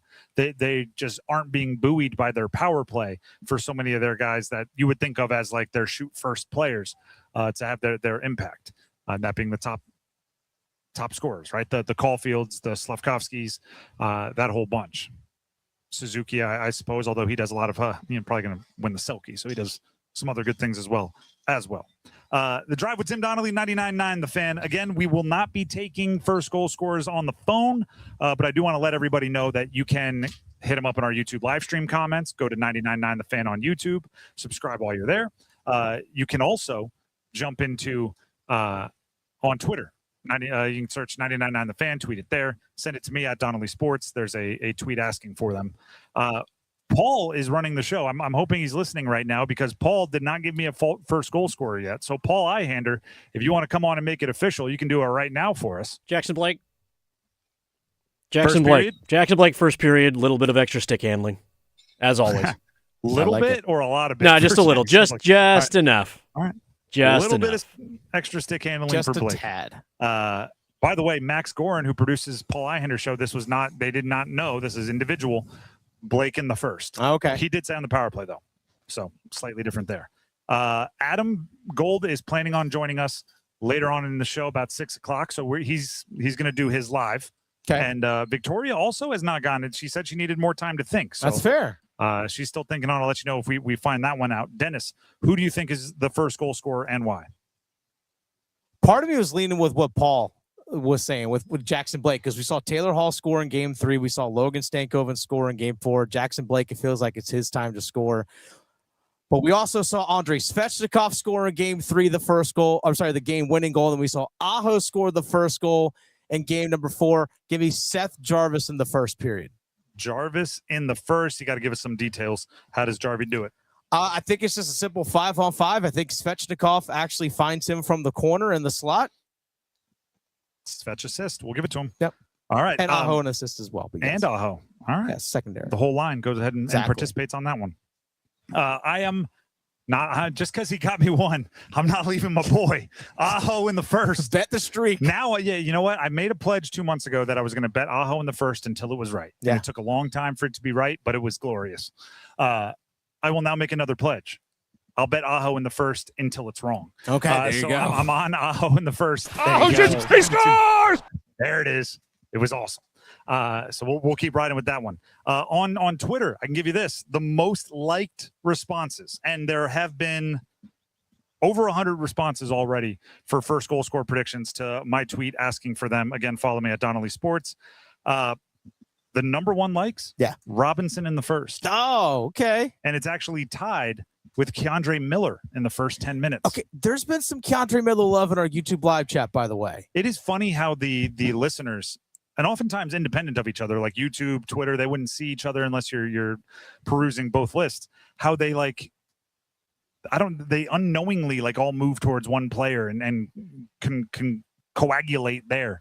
But Keandre Miller seems to have a lot of positive vibes going on right now. So you mentioned Eric Robinson, his line mate Mark Jankowski on our YouTube live chat, like NC Citizen is going with Mark Jankowski in the first. We also have a couple other people that were saying Jankowski in the first as well. But there's actually been an overwhelming. Oh, also Chris Hinton says Jankowski in the first as well. So there's been a few people saying that. Been a couple Martin Nooks. CB Brooks. C. Brooks said Eric Robinson in the first period. But who's getting a lot of love right now? Dankin said Stankoven first 5 minutes. We also have Brian Welsh, Stankoven first 3 minutes. C Money, Stankoven all day, first period. There's a lot of Logan Stankoven also getting a lot of attention here as well. Been a couple of pretty much been 2 weeks since he had scored just because of the long layoff.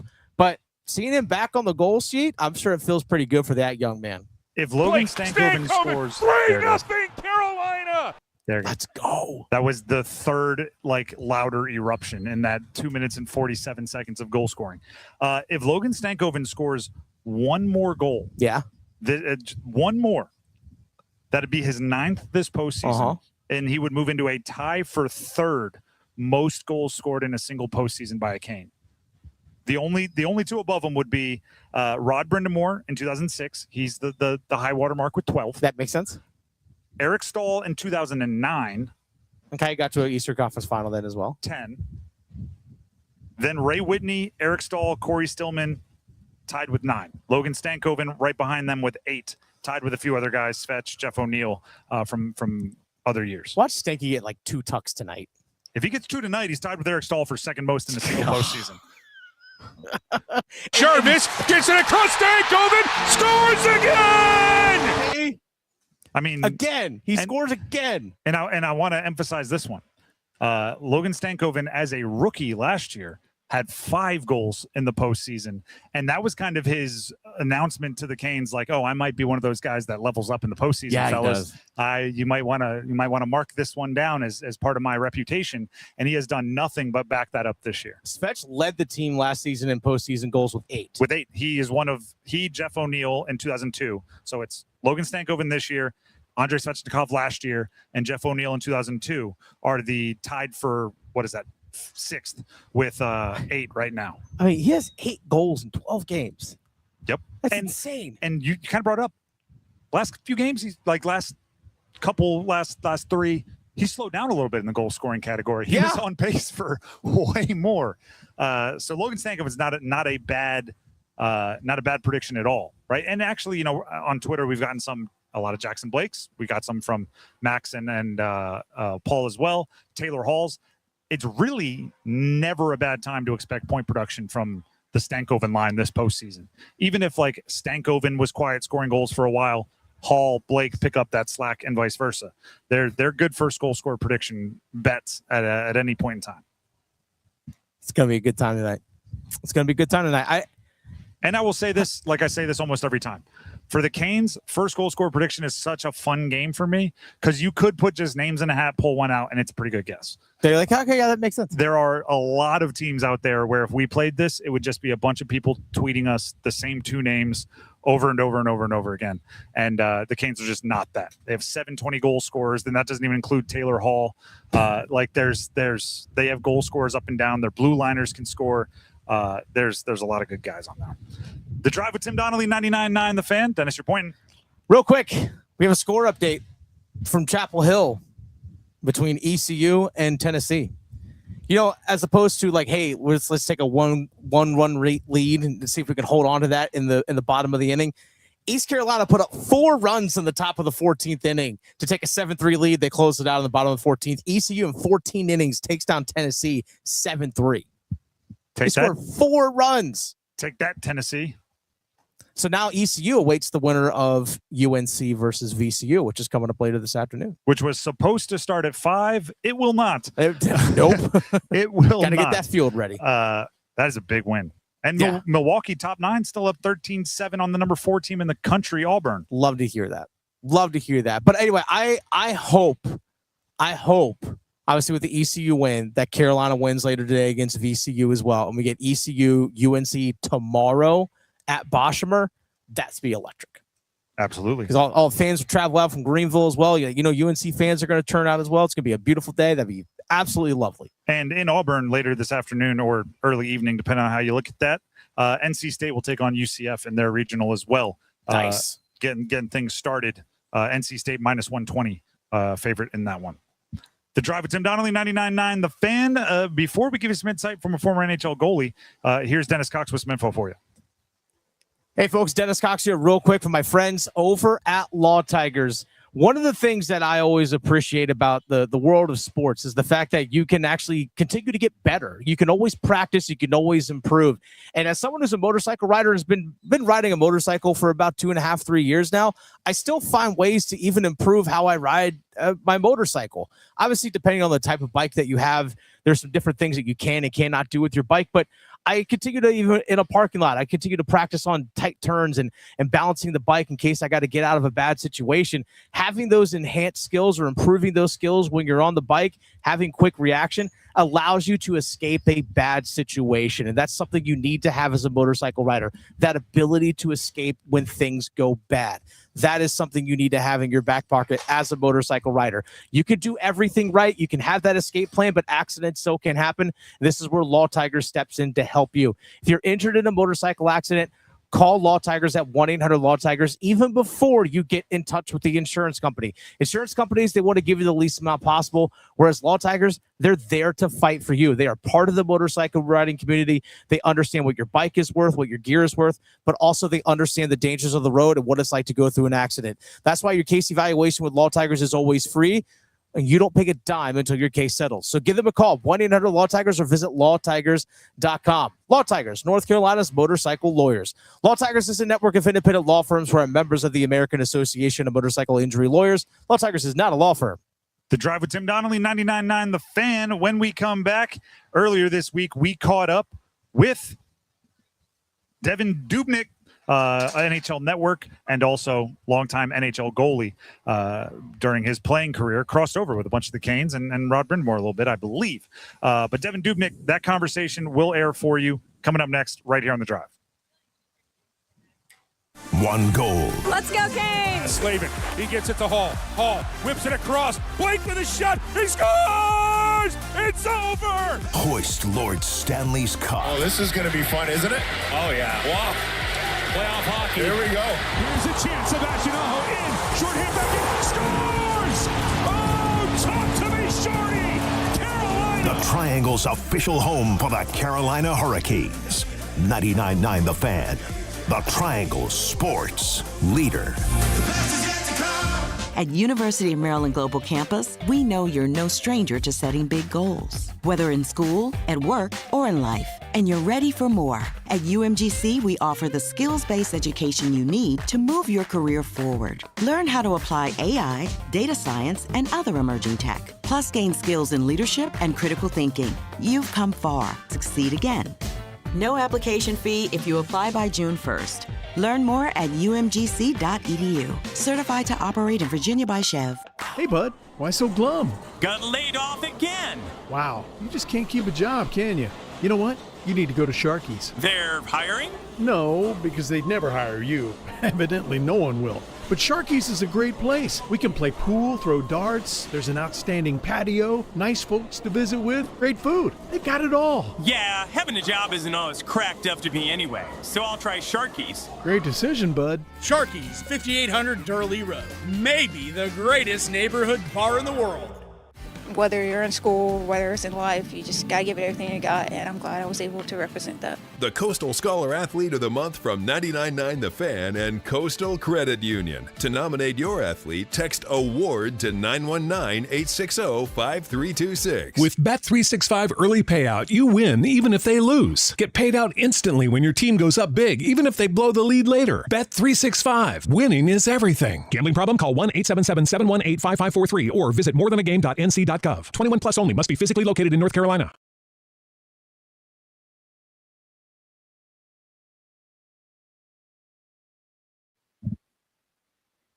This is The Drive with Tim Donnelly on 99.9 The Fan. And as promised, earlier this week, we caught up with the NHL Network's Devan Dubnyk, former NHL goalie. Let's talk about the Canes and how they might be taking on Montreal tonight in Game 5. Here's that conversation for you right now. Thank you, Paul.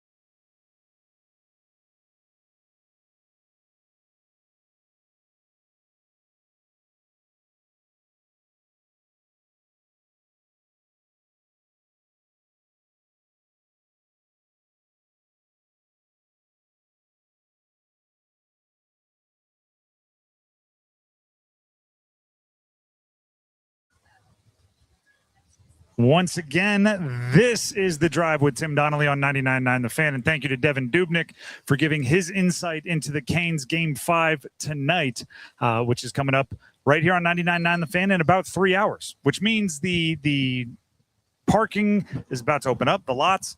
And if you're around tailgating, stop by, say hi. We are outside the Lenovo Center, right between the Lenovo Center and Carter Finley Stadium on the plaza. Before we move on, Tim Donnelly here for Kalshi. The world's biggest soccer tournament has arrived, and you can trade the entire tournament on Kalshi. On Kalshi, you can trade every match from the opening stage all the way to the final. Right now, the United States trading at 1.5% to win the whole darn thing. That means a trade of $100 would pay out well over $6,500 if the United States can pull off the upset. And remember, on Kalshi, you're trading against peers in a live market, meaning there's no house. And that probability, and as that probability changes, you can buy in and out of your position at any time. For a limited time, download the Kalshi app and use code TIMD. That's code TIMD. That's like my name with my last initial, no spaces, to get $10 when you trade 10. That's KALSHI, Kalshi. Trade on anything. 18 plus, restrictions and eligibility requirements apply. Event contract trading involves risk and may not be suitable for all investors. Prices, values, and available markets may differ from those mentioned. For more information, see kalshi.com/regulatory and gambling problem. Call 877-718-5543 or visit morethanagame.nc.gov. We'll be back with our starting five, and we'll have a visit from Adam Gold to talk Canes coming up next. It's Hockey Night in Carolina Playoff Edition. It's Game 5 with Montreal. They score! The captain, Jordan Staal. Storm Watch with Adam Gold at 7. Puck drop at 8. Blake and Stankoven coming in. Blake, Stankoven, 3-0 Carolina. It's a huge goal. Sent across Logan Stankoven. There is his 8th of the postseason. On your official audio home of Hurricanes hockey, 99.9 The Fan. It's bow time. We know there's a lot of breakfast sandwiches out there, but only Bojangles has the legendary Cajun Filet Biscuit. Shake things up with a boldly seasoned chicken breast on a fluffy, made-from-scratch biscuit with bow rounds and your choice of drink. So when you're craving something bold, something different, something that takes breakfast to a whole new level, the Cajun Filet Biscuit is waiting for you, along with crispy bow rounds and a drink. Order in the app or at Bojangles today. It's bow time. It's bow time. Time to satisfy your craving for Cajun with a Bojangles Cajun Filet Biscuit. Bojangles Cajun Filet Biscuits are served all day, every day. And with that biscuit, why not add Bo's Iced Coffee? That's right, Bo's Iced Coffee with sweet cream. Choose caramel or French vanilla. Bo's new Iced Coffee, a great way to sweeten your day. When you're hungry for flavor and value, it's Bo time. Give me a mountain with lots to do. Give me something simple and true. All I need is sunshine and that cool, refreshing Mountain Dew. So give me my good friends, give me a dew. Grab some ice-cold Mountain Dew today. Mountain Dew. Stop by Handy Hugo's for great deals on your favorite Mountain Dew products. Head to Handy Hugo's today. I'm attorney Brian Ritchie. Workers' comp can be tricky, but my law firm will be on top of all the complicated paperwork and sneaky deadlines so that all of your I's are dotted and T's are crossed. If you've been hurt on the job, I'm on top of it. Contact us at ritchielaw.com. Broadcasting live from the Eagle Leasing Storage Studio. WCMC HD1 Holly Springs. 99.9 The Fan. The Triangle Sports Leader.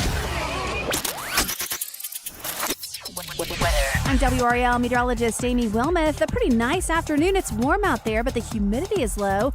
Temperatures are in the mid-80s today. Overnight tonight, we'll have an increase in the clouds. Temperatures get down into the mid-60s. A few showers possible, mainly south of the Triangle Saturday, with highs in the mid-80s. Let's get a check of your money here at 5 o'clock. The Dow finished up at the end of the week, end of the month of May, 363 points, finishing at 51,032. The NASDAQ up 55 points to 26,972. And the S&P 500 up 16 to 7,580.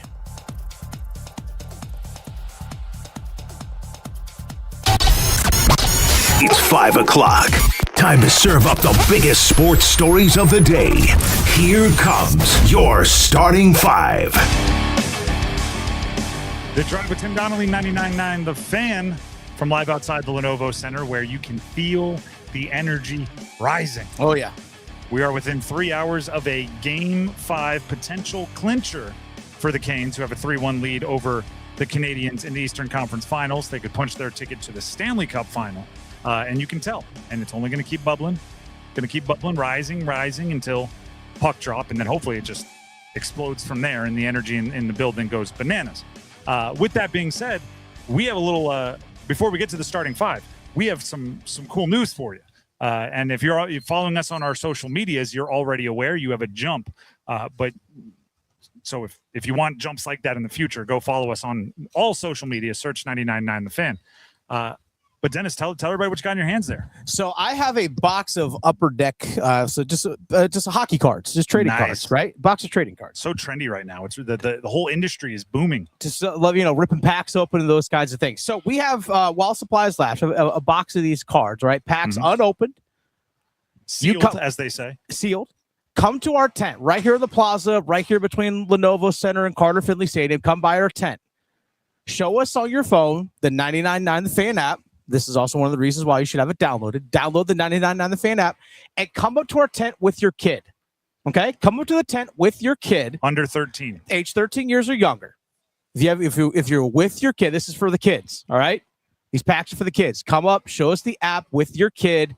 1 pack per family. Okay? So not like, hey, I got 3 kids here. No. 1 pack per family. Roll up with the whole kindergarten class? Yes. No, also, 1 per family. Your kid's got to be with you. You can't be like, oh, my child's over at the tailgate. Sorry, you don't get it. Kid's got to be present, okay? Show us you have the 99.9 The Fan app on your phone with your kid, age 13 or younger. We'll give you a pack. That's simple. Gotta show up right here, though. Another way to describe our location, we're pretty much right under the spot where hopefully later tonight they'll be putting the 12th Hurricane flag on the outside of the Lenovo Center. Yeah. Because they put one up for each postseason win. There are 16 spots. 11 of them are filled. There are 5 more blanks. We're pretty much right under hopefully the blanks that are going to be filled up here in the next few weeks. So if you come out, stop out, see the ESPN tent, could get yourself some, as long as you have a child with you, 1 per family, could get yourself some cool hockey cards. And if you get a cane in there, that's extra good luck. The Drive with Tim Donnelly, 99.9 The Fan. Let's get into the starting 5 quickly, starting with number 5. Count them. 1, 2, 3, 4, 5. We are, Game 5 has to be number 5. Exactly. Right? The energy, the numerology of it, it's too in sync. Game 5, number 5, right here. And you know what? What? Just to keep the numerology going. Okay. Game 5, number 5, category 5. Oh. I'm putting Jalen Chatfield. We just had Levi, one of the listeners, stop by and say he had a first goal scorer prediction for us. He wanted Jalen Chatfield. I like this. I like the way that Levi thinks also, because he had like a basketball jersey on that was Whalers, and he had a hockey jersey that was Canes tied around his waist. Yeah. He's kind of playing both sides of the argument, because when you're out here tailgating, you got the hot gear, right? The sleeveless Whalers. Yeah. But then when you go into the arena and you want to be part of this sea of black and red, you throw on the hockey jersey. Makes sense. So Levi's a smart guy. He picks Jalen Chatfield. Could we be seeing a big game from Jalen? You know, it might be. I mean, he, like you said, he's a smart guy. He probably knows something we don't know. The only person that I have seen that has recommended or has picked Jalen Chatfield to score first today. That's true. I haven't seen anyone pick Chatty. And I will get like Chatty and Slavin. They don't have the goals. They have made some pretty nice offensive plays. Yes. This postseason, and sometimes like them to them, like Slavin from the point, Chatfield makes a move and gets a good look, and forwards, it's like, no, we don't need you. We'll handle this one ourselves, which is part of what I get at when I say, part of what I'm getting at when I say, you got to be prepared if you're Montreal, if you're Dobesh, their goalie, for anyone on the Canes to be able to find a scoring chance. Slavin would be the definition on most teams, Chatfield would be the definition on most teams of like, you don't really got to worry about that guy. But he's got a little bit more offensive pop than you'd probably assume. So number 5 was game 5, and it was a category 5 in our starting 5. Let's get to number 4. 1, 2, 3, 4 all together. I'll give you some score updates from the baseball NCAA tournament. The regional action getting started today. We have to go ECU first, right? Yes, absolutely. ECU, a final in 14 innings. Let's go. Beat the University of Tennessee 7-3. That was a true barn burner. They had taken the lead in the top of multiple innings where if they just got out of the bottom, they would have won. And it took them all the way until the 14th till they could finally close it out. And it helped that they got 4 runs in that inning to give them a little bit of cushion. But ECU upset Tennessee. Other games of note, Carolina VCU will be coming up here shortly. That is in that same regional, so everything's pushed back by a 14-inning game. 5:30 is when they're estimating the opening pitch for that one. All right, soon. NC State UCF in the Auburn regional. They'll get underway. Again, still scheduled for 6. We'll see if that happens. I know that the Auburn game prior to had some delays and things going on there. But really, I mean, it's college baseball, the tournament underway. By the way, the winner of North Carolina VCU, the winner of that game plays ECU tomorrow at Boshemer out there in Chapel Hill. Mm-hmm. I am 100%. I want the North Carolina schools to play each other. I want ECU taking on UNC tomorrow. I think it'd be great because it's going to be a beautiful day. UNC fans will turn out. ECU fans are going to turn out for that as well. That's going to be a tremendous atmosphere on a day after we celebrate this Canes win.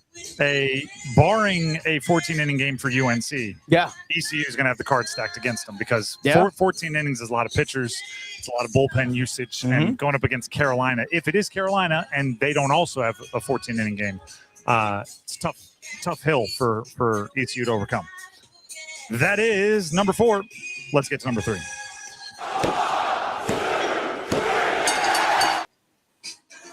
Number 3, NBA playoffs. We have a Game 7 in the NBA.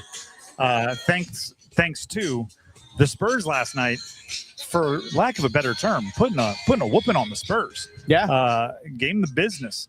And I mean, the Spurs put a whooping on the Thunder. I think I may have said that backwards. The Thunder lost, is what I want to emphasize. Yeah, Spurs whooped up on them. The Thunder, they're whining and everything when they're winning by 20. It comes across as like gamesmanship, like, oh, they're working the refs. Oh, it's annoying to watch, but they're good. When they're doing all the whining and flopping and everything, and they're down 23, it comes across kind of tantrumish. It's like it's a completely different vibe. And the Spurs were, as you often see, and maybe this is a lesson for the Canes, when you're up against elimination, you get a little bit more fiery, and they were definitely fiery in that one. That's number 3. Let's get to number 2. Just the two of us. And matter of fact, we'll just make it number 2 and number 1 because the game is that darn important. And we have Adam Gold.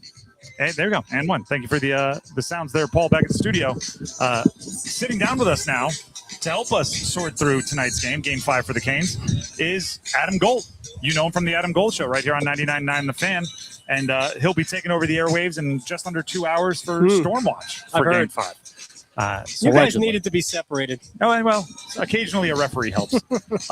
But speaking of rules, you haven't given us the first goal scorer yet. And we need that one. Do you have one ready and willing to go? Well, Mark Jankowski. Have you been talking to Canes fans?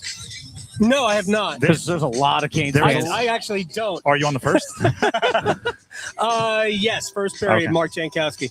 That's plenty detail enough. If you get it right with Janky, you're really seeing the field. I mean, honestly, that line has been ridiculously good. Yep. I mean, Stankoven, Blake, and Hall, statistically speaking, completely owned the game on Wednesday night. It really did. But for this series, the fourth line's been Carolina's best line. That's goofy. Well, I will go to the great one, Wayne Gretzky in the postgame on the TNT show. He did 3 things that stood out to me. 1, he called them men against boys. Yeah, well, for Carolina. Yep. He said Keandre Miller is playing defense as well as any defenseman has played it in the Stanley Cup playoffs. That is bananas to me. And then he said, and it all starts with that 4th line that they put out there to start the games. And you just talked about it right there. Is it something you're seeing different from Jankowski, Carrier, and Robinson than this year? What is making them stand out to so many people in the postseason? I don't think it's any different. I mean, are they playing a little bit better than they played during the regular season? Yes. But we're seeing it against better players all the time because a lot of teams aren't using a fourth line. Can you get that mic a little closer? Oh, I'm sorry. We're hearing. Radio is a new thing for me. But a lot of teams don't use a fourth line. Martin St. Louis doesn't want to put his bottom trio out there. And the truth of the matter is that Rod always looks for reasons to put them on the ice. Yeah. Because if you go back to Game 3 in overtime, right? Yeah, Svechnikov scores. Aho's in front. Jarvis makes the pass. But the previous minute was all fourth line softening up Montreal's players, including the hit on Lane Hudson. I know Montreal fans are so mad that wasn't called a penalty. Look, could it have been called? Yeah. Do I think it was a penalty? I mean, in the playoffs, I don't know, but maybe Carolina got away with it. Just like you can play with 6 players on the ice and get away with it. Carrier got high-sticked in that game, too, by the way. In front of the game's bench wasn't every called. Game now. Yeah. And they can create new penalties like a 2-minute spear. There's things that you can do in the postseason. Poetic license is what we do. Just make it out however you want to. Something I remember correctly, I think it was Trick Tracy was telling you the other night in pregame during Stormwatch, Adam, talking about that fourth line, was that coming out of TV timeouts in Game 3, he would start the fourth line. Yeah. And it forced Martin St. Louis on the road to put his fourth line out there. Either you put your fourth line out there, but Rod hasn't had any problem putting Jankowski, Carrier, and Robinson out against Suzuki, Caulfield, and whoever that other forward is. And I think it's going to be Newhook tonight. I think they're going to stay with the lines that finished Game 3. It's my understanding, but it doesn't really matter. Suzuki and Caulfield, and you're putting Jankowski, Carrier, and Robinson out, and it just shows you how well they've played and how much trust Rod has in his fourth line, which is absolutely I wouldn't want to play against them, man. They hurt. They absolutely hurt. We're talking with Adam Gold outside the Lenovo Center, getting ready for Game 5. Canadiens lead the series 3-1. Adam will have the pregame show, Stormwatch, for you beginning at 7. Let's talk about the other guy I mentioned, K'Andre Miller. Yeah. How obviously Walker, big part of it, right? Every pairing, there's a symbiotic relationship there. But has anything K'Andre Miller's done this postseason surprised you? No, because we've seen a lot of the build up to this. We saw it, I thought, the second half of the year. There were still some bad nights. Everybody has bad nights, but there were a lot of ridiculous nights. I also think that the more he plays, the better he gets. He's averaging more ice time than anybody else on the blue line. And if I'm not mistaken, he has not been on the ice for a power play goal. I believe I saw that as well. These playoffs. Now, Carolina had a lot of power play goals. So there is that. But he has been so good with his stick. I asked Jacob Slavin about it today, and Slavin was like, he could not wait to talk about it. He loves the way he plays with his stick, his positioning. It's almost as though K'Andre Miller has taken an accelerated course in how Carolina plays, and he's aced the test. So he has been phenomenal. If that continues, I mean, Carolina's got 2 Slavins. I don't know how you deal with that. Maybe with the teaching assistance of watching Jacob Slavin. No doubt. K'Andre Miller's stick is as tall as me. I'm 5'10".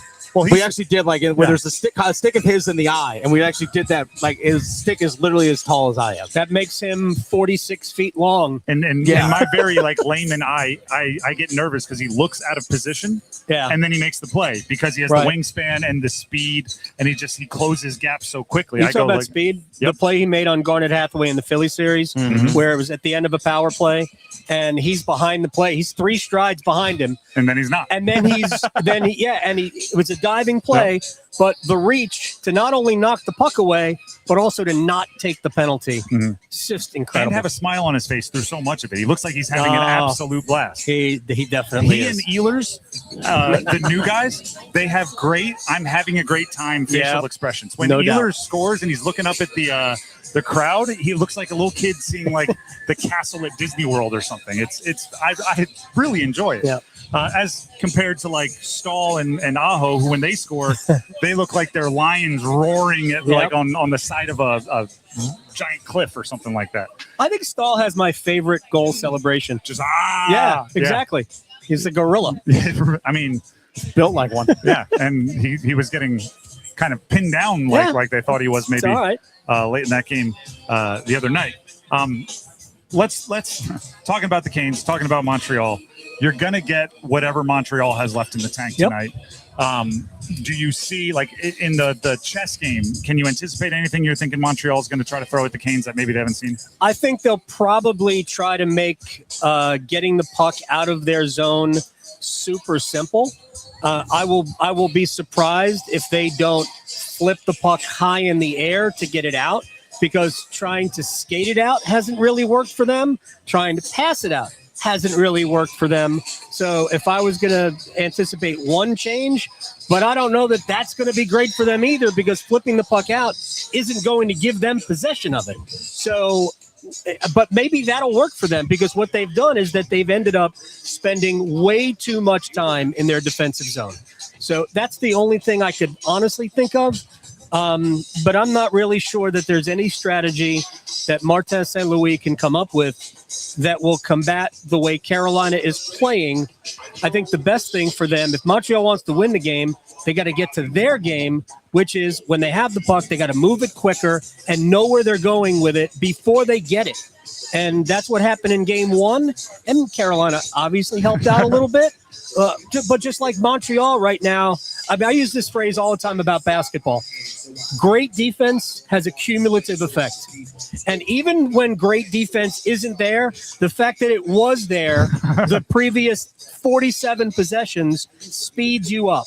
And I think even when Montreal has time, they're already thinking, I don't have it. Mm-hmm. And I think that has really worn Montreal down. If Carolina has a good first period, I think we could be done. I asked you earlier if you were talking to Canes fans. One of the Try things, not to. one of the Kidding. things, no, I see you on social media. I know you interact. But one of the things that was really fun during last game is Canes fans are starting to grab receipts. Yeah, right. Like there's plenty of them out there, man. But even something as simple as like Rangers fans when you trade for Keandre Miller are saying like, "Oh, good, we got rid of him," and obviously that's not looking great right now. I thought that 2 minute and 47-second scoring streak, which was Aho, Stahl, Stankoven, was pretty good for all the receipts that were, you need centers when your top three go boom, boom, boom, right there. Is the center of the forward line, and Jankowski had a good game for other reasons and kind of exciting, egging on the crowd on the way out. That's beautiful. As far as receipts go, were we all just completely mistaken for looking at the centers and going, maybe that's a place to improve because they can do what they did last game? I might shock you, but I still think the answer to that is no. Okay. I think that they could have added another center, a right-hand shot center, right-hand face-off guy. It doesn't have to be a center, but somebody who can play the right side that could take face-offs. Now, there's nobody to take out of the lineup, so that guy might not play. Like Nick Deslauriers doesn't play unless somebody's hurt. But you're probably going to have some injuries during the playoffs, which Carolina has had one. So personally, I still think that they needed somebody. I still think that they needed another veteran on the blue line, but it hasn't cost them, and I don't think it will at this point of the playoffs. But going forward, I mean, there are some tweaks they can make to the roster. But my favorite is the Miller, because not only is Keandre Miller probably better than anybody. If we watched Adam Fox this year, who was just okay, Miller would be their best defenseman. And easily. They got a first-round pick that's going to be late. They got a second-round pick that's going to be late. And they got a defenseman who I don't think will ever make an impact in the NHL. So they really gave away Keandre Miller, unless you hit on both those draft picks. I mean, it's mostly a joke, but also like 100% true. If the Canes want to trade for one of your defensemen, say no and then figure out how you're misusing that defenseman. Right? Like, if you want Keandre Miller, that's the only one you can have.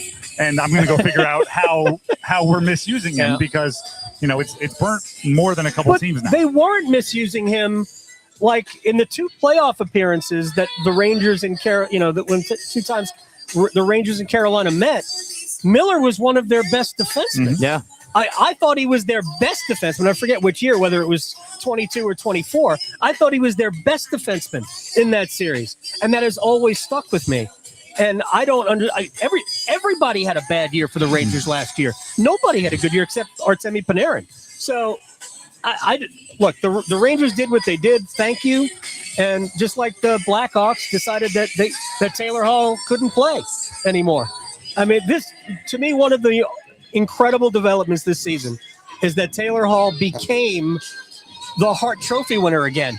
The way he is playing, I didn't watch him for 80 some odd games in New Jersey in 18, but no way he's playing better than he's playing now. And maybe a bit more physical than he was playing even at his peak. He's nasty. He is heavy, and I think part of that comes with maybe a big brother instinct on that line, where like, hey, I don't want Jackson Blake to hit. No, let me take care of that, little bro. I think he knows what playoff hockey is, even if he doesn't have a ton of it in his background. He's dreamt about it his entire life and entire no career.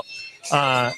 And yeah, I do think watching him in this postseason, like the alternate universes, whatever, there's a world where he is, I don't know, way higher on all-time lists. Oh my gosh. The movement in his career, the injuries he's dealt with, it just didn't work out that way. Right. But there's a world where he is based on his talent. And he was with Edmonton in a time where they weren't what they are now, although what they are now is somewhat sketchy. Well, we have a whole off season for those kind of conversations. Yes. Last one for you. Is there something in the conversation surrounding Freddie Anderson going into this game that you think is important to make? He's not seeing a lot of shots, and in the last 2 games, he hasn't even seen a lot of high danger shots. No. Is there something for him that stands out to you in the conversation around Freddie? Actually, I thought game 1, even though none of the goals really were on him, I didn't think he played well. I thought he was jumpy. I thought he was a little bit, looks like everybody else was so amped up for the game, and you had 11 days to build up all that energy. So I think he was a little, again, just a little jumpy. But I've seen calm Freddie the last 3 games. And as long as we see calm, slowed down Freddie, I think he's fine. I would like to point this out.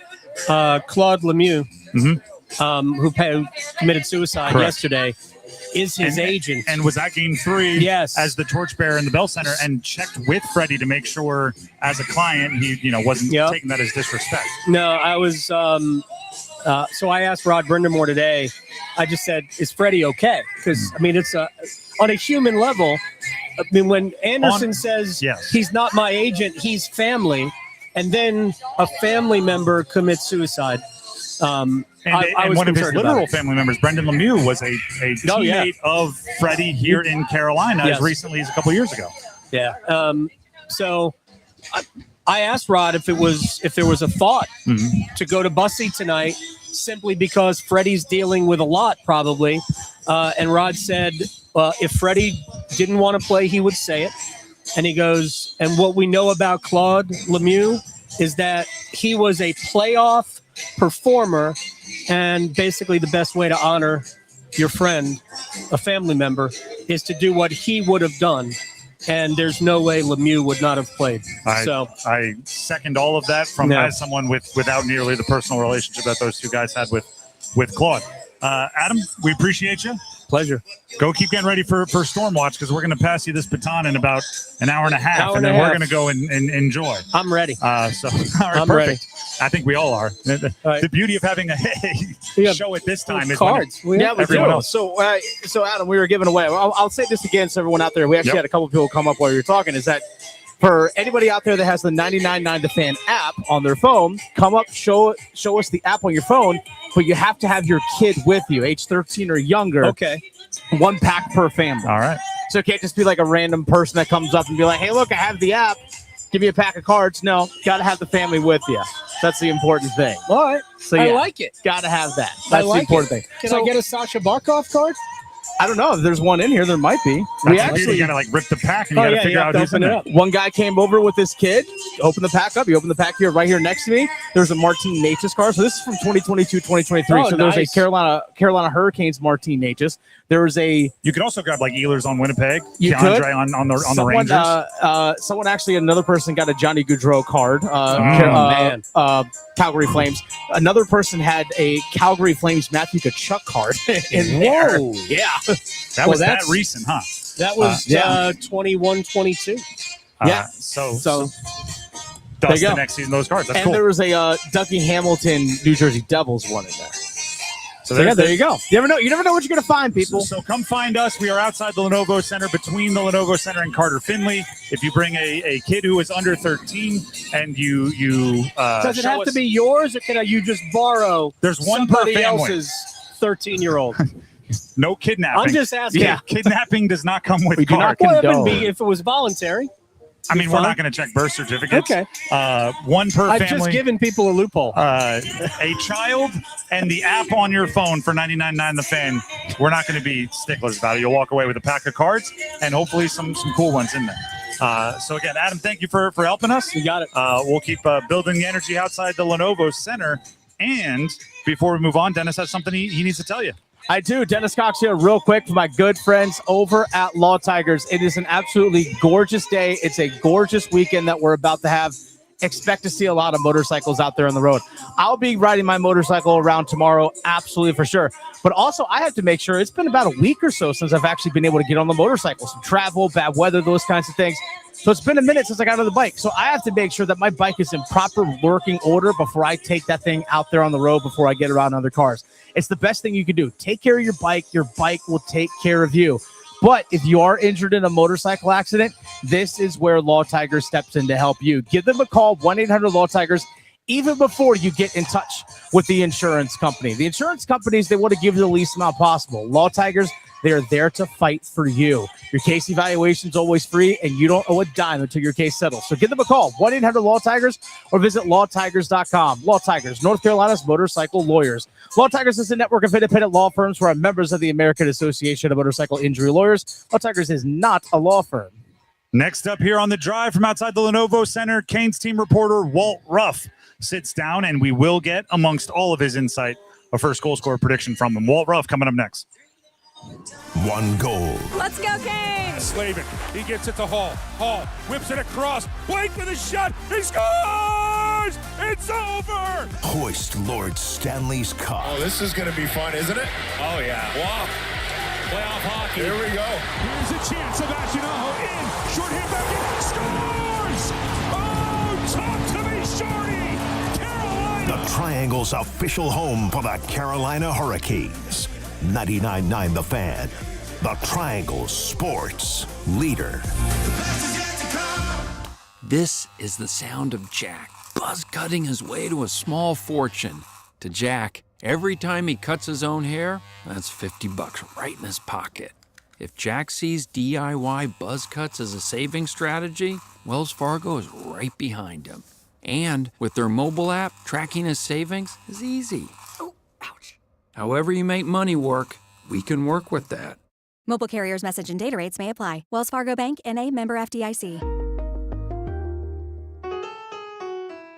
At Wake Orthopedics Urgent Care, we spend days, nights, and weekends in 3 convenient locations providing specialized care for kids and adults. Sprains and strains, shoulders and knees, fractures, hammies, and more. All that and all without an appointment. Walk in or limp in, either way you'll get the care you need whenever you need it. Visit us today at wakemed.org. Hey hockey fans, it's Trip Tracy. If you're ready to upgrade your outdoor living space, look no further than TimberTech Decking and Railing. TimberTech is the #1 premium composite decking brand, and it's tough enough to handle anything. It looks just like real wood, but without the costly maintenance of a wood deck. It won't rot, warp, splinter, or peel, ever. And it's backed by industry-leading warranties, so your deck will last year after year. Connect with a local contractor or order free samples at TimberTech.com to see the TimberTech difference for yourself. TimberTech, everything wood should be.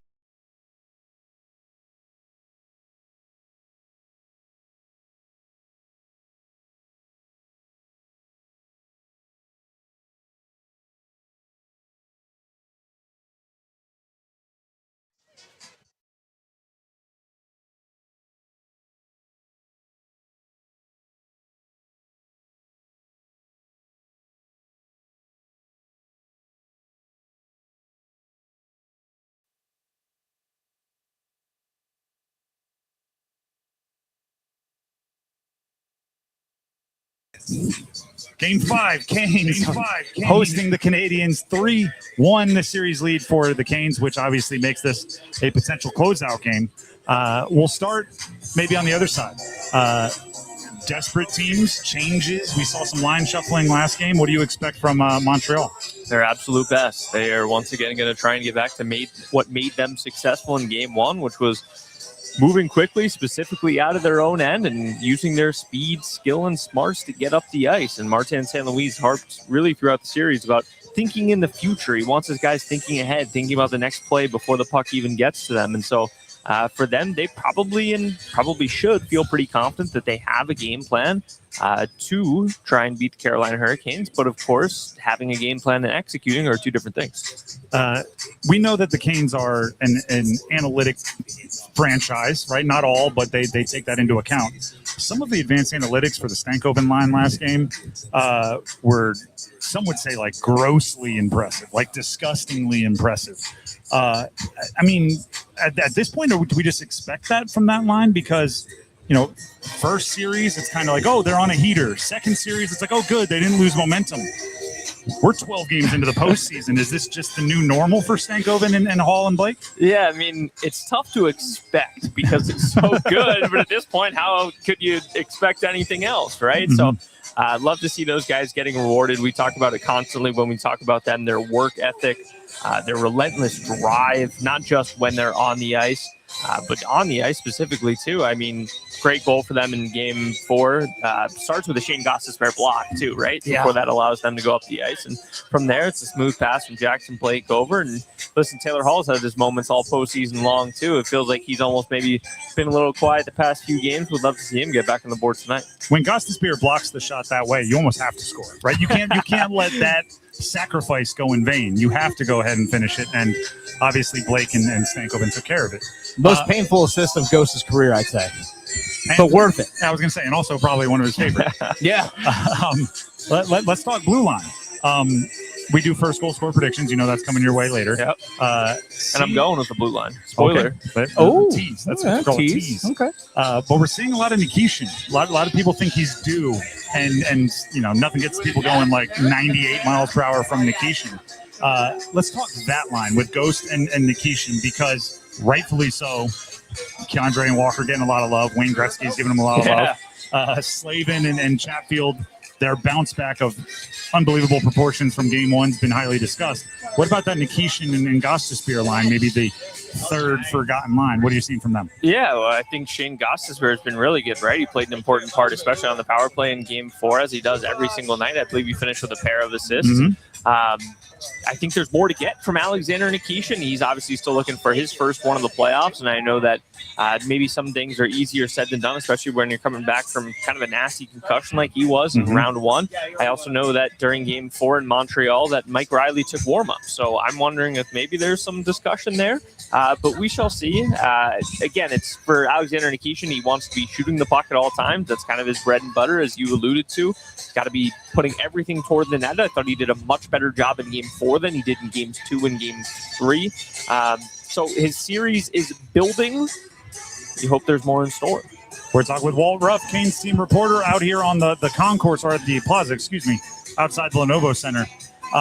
Speaking of wanting to shoot every time they touch it, Andrei Svechnikov and that top line. Obviously, now we have the game winner from Svech. You have the game opener from Aho. What's the top line doing that maybe they weren't doing earlier in the year, finding the back of the net a little bit more? Yeah, it's amazing what a little bit of confidence will do, right? You see one go in, and I just thought that game 3 overtime winner was so fitting because it was two of the guys who we've talked about needing more from for some time, right? Sebastian Aho and Andrei Svechnikov, they changed the scoring about 6 times.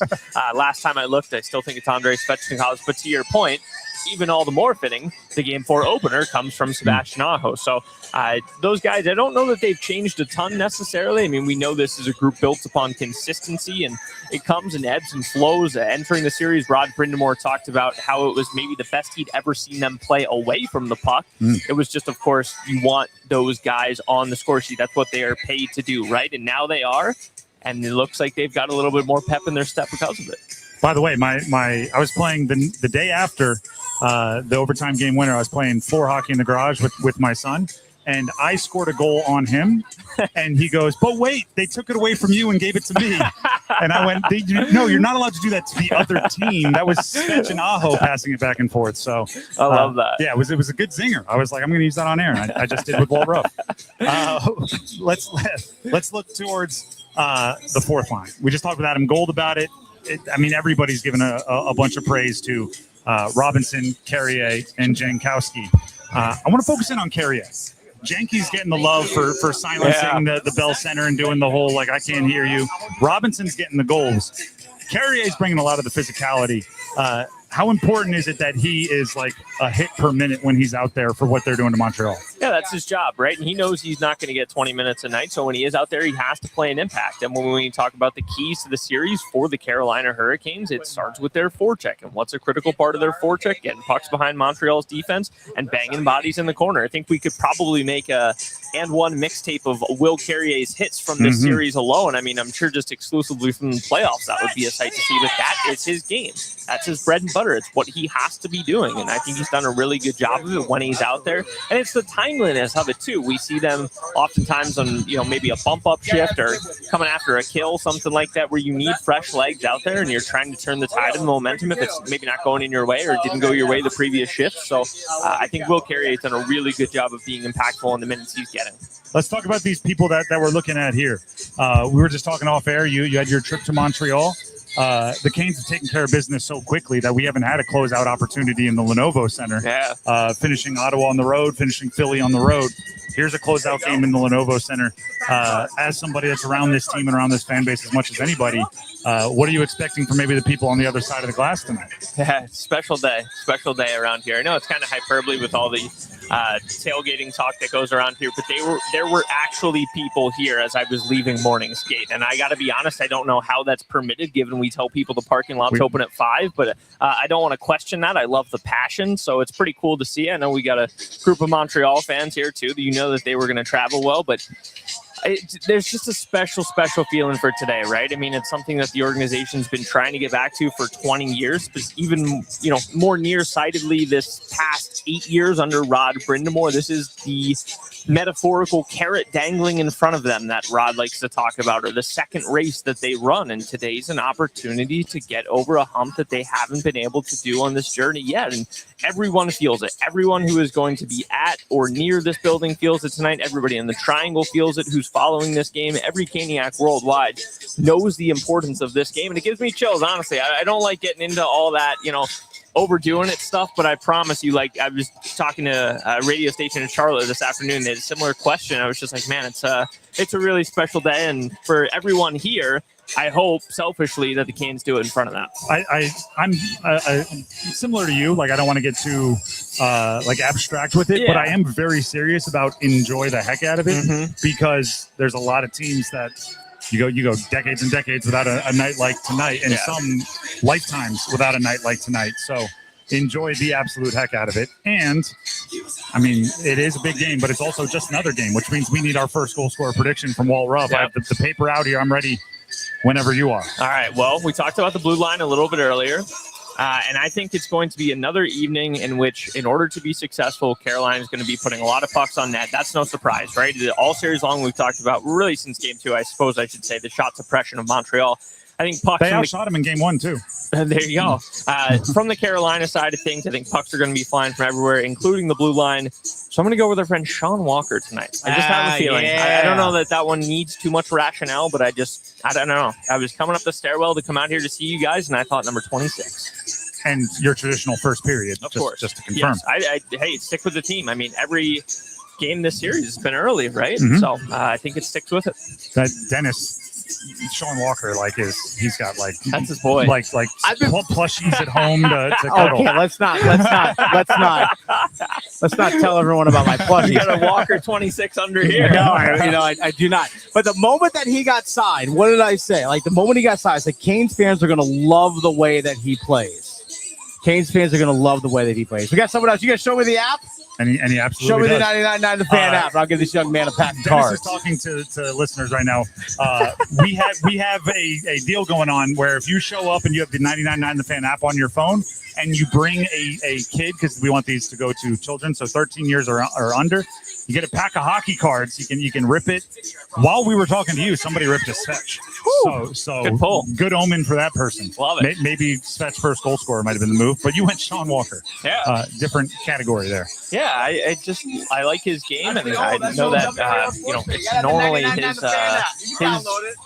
stylistic isn't maybe the most offensive at times, but it's contributions from everybody. We've talked all series long about how it goes up and down the lineup, and I think Sean Walker's time is now. And you might only just have to put your stick down and not move and let his partner Keandre Miller do the rest. Oh my goodness! Because Jordan Stahl got one that way. Just be an oak tree and let me bounce it off you, and you'll get the goal. Yeah, against the guy who's 6'3", 226, and Josh Anderson. I couldn't believe it. That was, when we look back on the playoffs, whenever this journey ends, however it ends, that's one of the more special goals of the playoffs to me. Just everything from Keandre's athleticism to the way he worked the outside to how he just hit Jordan Stahl's stick in front. It was awesome. And I ended our conversation with Adam this way. I'm going to end it in the exact same way with you. Keandre Miller and Ehlers, the two new guys. So many good things we can say. I love how it seems like when they make a play, they're having the best time in their life. Like Keandre Miller's smile is so genuine. Ehlers, when he does like his look of wonder up into the crowd after big plays, they both make me feel like they're kids, like, scoring to win the Little League championship. It's really fun to watch. Difference makers, both of them, and for different reasons. And both of them landed here for different reasons, right? Nick Ehlers chose to come here. Keandre Miller was told he was coming here. He got traded for, but it was still a bit of a jarring twist for him as someone who had only known the New York Rangers. And for both of them to be making the impact that they have had in really over the course of the whole season, but this postseason alone, I think you got to give 2 claps to Eric Tulsky and the whole staff, because those are 2 guys who, it looks like those are just what the doctor ordered. Walt, we appreciate you as always. Thank you, Tim. Appreciate you. Enjoy the game. We'll be back here on 99.9 The Fan with some real bold predictions coming up next. It's Hockey Night in Carolina Playoff Edition. It's Game 5 with Montreal. They score! The captain, Jordan Stahl. Storm Watch with Adam Gold at 7. Puck drop at 8. Blake and Stankoven coming in. Blake, Stankoven, 3-0 Carolina. It's a huge goal. Sent across Logan Stankoven. There is his 8th of the postseason. On your official audio home of Hurricanes hockey, 99.9 The Fan. You hear that? That's the sound of Pepsi Zero Sugar. The better tasting, more refreshing Zero Sugar Cola. Listen to that endless pour. If it sounds this good, just imagine how it tastes. So good. Pepsi Zero Sugar. Let your taste decide. Stop by Handy Hugo's for great deals on your favorite Pepsi products. Head to Handy Hugo's today. Hey, it's Amanda here, back again with my friend, Coach Pete. Coach, why are all these advisors out there, financial advisors, pushing risk, high risk? Well, the dirty little secret in the financial world, I've been here 32 years, by the way, so I've seen a lot of stuff. The dirty secret is these risk-only advisors are compensated by your money, by keeping your money at risk. So the more money they can keep of yours at risk, the more they're going to get compensated every quarter. It's called assets under management fee, and they want to keep putting your money at risk to help them, not you, a lot of times, because as we get older, we need some of our money in a safe place we can outlive. And here's a dirty little secret that they don't want you to know is any money we put in accounts that give you that safe income, we don't take money out of your money. Not one penny of your money goes in our accounts. Where if you have money under risk, you have to share with the advisor every single quarter. So if you want a real plan, folks, with real income, give us a call. We'll put it in writing and show you what it means for you. 919-794-7900. 919-794-7900. Or text Amanda to 600-700. Amanda Daughtry is a paid spokesperson. Investment advisory services offered by Capital Financial Advisory Group, a North Carolina registered investment advisor. It's not Monday, Wednesday, Thursday, Friday, Saturday, Sunday. It's Tuesday. Tuesday! The very first Tuesday. New scratch-off tickets are available on the first Tuesday of every month. Announcer said first Tuesday. Brand new scratch-offs, brand new fun. Now from the North Carolina Education Lottery. Every first Tuesday. Must be 18 to play. Problem Gambling Helpline, 877-718-5543. With Bet365 Early Payout, you win even if they lose. Get paid out instantly when your team goes up big, even if they blow the lead later. Bet365. Winning is everything. Gambling problem? Call 1-877-718-5543 or visit morethanagame.nc.gov. 21 plus only. Must be physically located in North Carolina.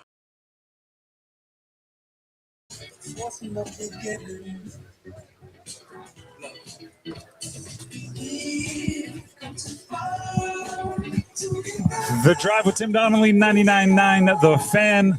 The show continues outside the Lenovo Center, getting you ready for Game 5. Canes, Canadiens, and as I say often, there is nothing like the rise in intensity. Nothing like the rise in intensity that continues all the way up till puck drop for any live sporting event, but doubly for a Canes game, triply, maybe quadruply for a Canes postseason game. And when you already have 11 postseason wins, you're going for number 12 and a spot in the Stanley Cup final. So you're on. Infinite levels of boost. And then you can feel it here. And we'll be live with you all the way up till 7 o'clock when we pass things off to Adam Gold, who will be inside the building to our right, the Lenovo Center, getting you ready for Game 5. At this moment, we have Paul Ihander back at the studio. Yes. He gets to run the bell and the buzzer for us for these real bold predictions. Paul, are you ready? Yeah, sure. Why not? All right, cool. Why not? It's. I mean, you know the rules, but for everybody that doesn't, we'll make a bold prediction here that we think is bold. If it's bold enough, you give us the bell. If it's not, we give us the buzzer, and we got to make it bolder on the spot. I'll get us started, and we're looking at the top line. So we're looking at Aho, Svetch, and Jarvis. We're going 2 goals between the top line, all situations, power play, whatever included. All right, starting off hot. 2 goals for the first line. Over-under's like 5.5, Donnelly. So 2 from that first line, yeah, we'll take it. I mean, if it's 5.5, Kane's got to think account for 3 of them. Granted, every other line's also scoring, so it gets divided up. But I just think they're in rhythm. Let's go Freddie Anderson. Less than 20 shots faced on goal. All right, now this is where, Paul, I'm going to flip the game on you. 19 or fewer shots on goal for Freddie. 18 or fewer shots on goal. Let's see what it takes to be bold with how the Canes are playing. 18 or fewer. 17 or fewer. Had to think about it. 17. They've had a 12. They've had a 13 this year, or this series. 17 or fewer. Guess you're banking in a little desperation from Montreal in their final game. Next one. Shane Gostisbehere. 2 or more blocks for Shane Gostisbehere. Bell. All right. I mean, he got an assist for the block last game, so I'm thinking maybe he wants to keep that rolling. 2 or more blocks for Gostisbehere. Feels like everybody in this series blocks a ton of shots. Both sides are giving up their body for their team. Let's go Canes. Next prediction here. Canes, 2 or more special teams goals.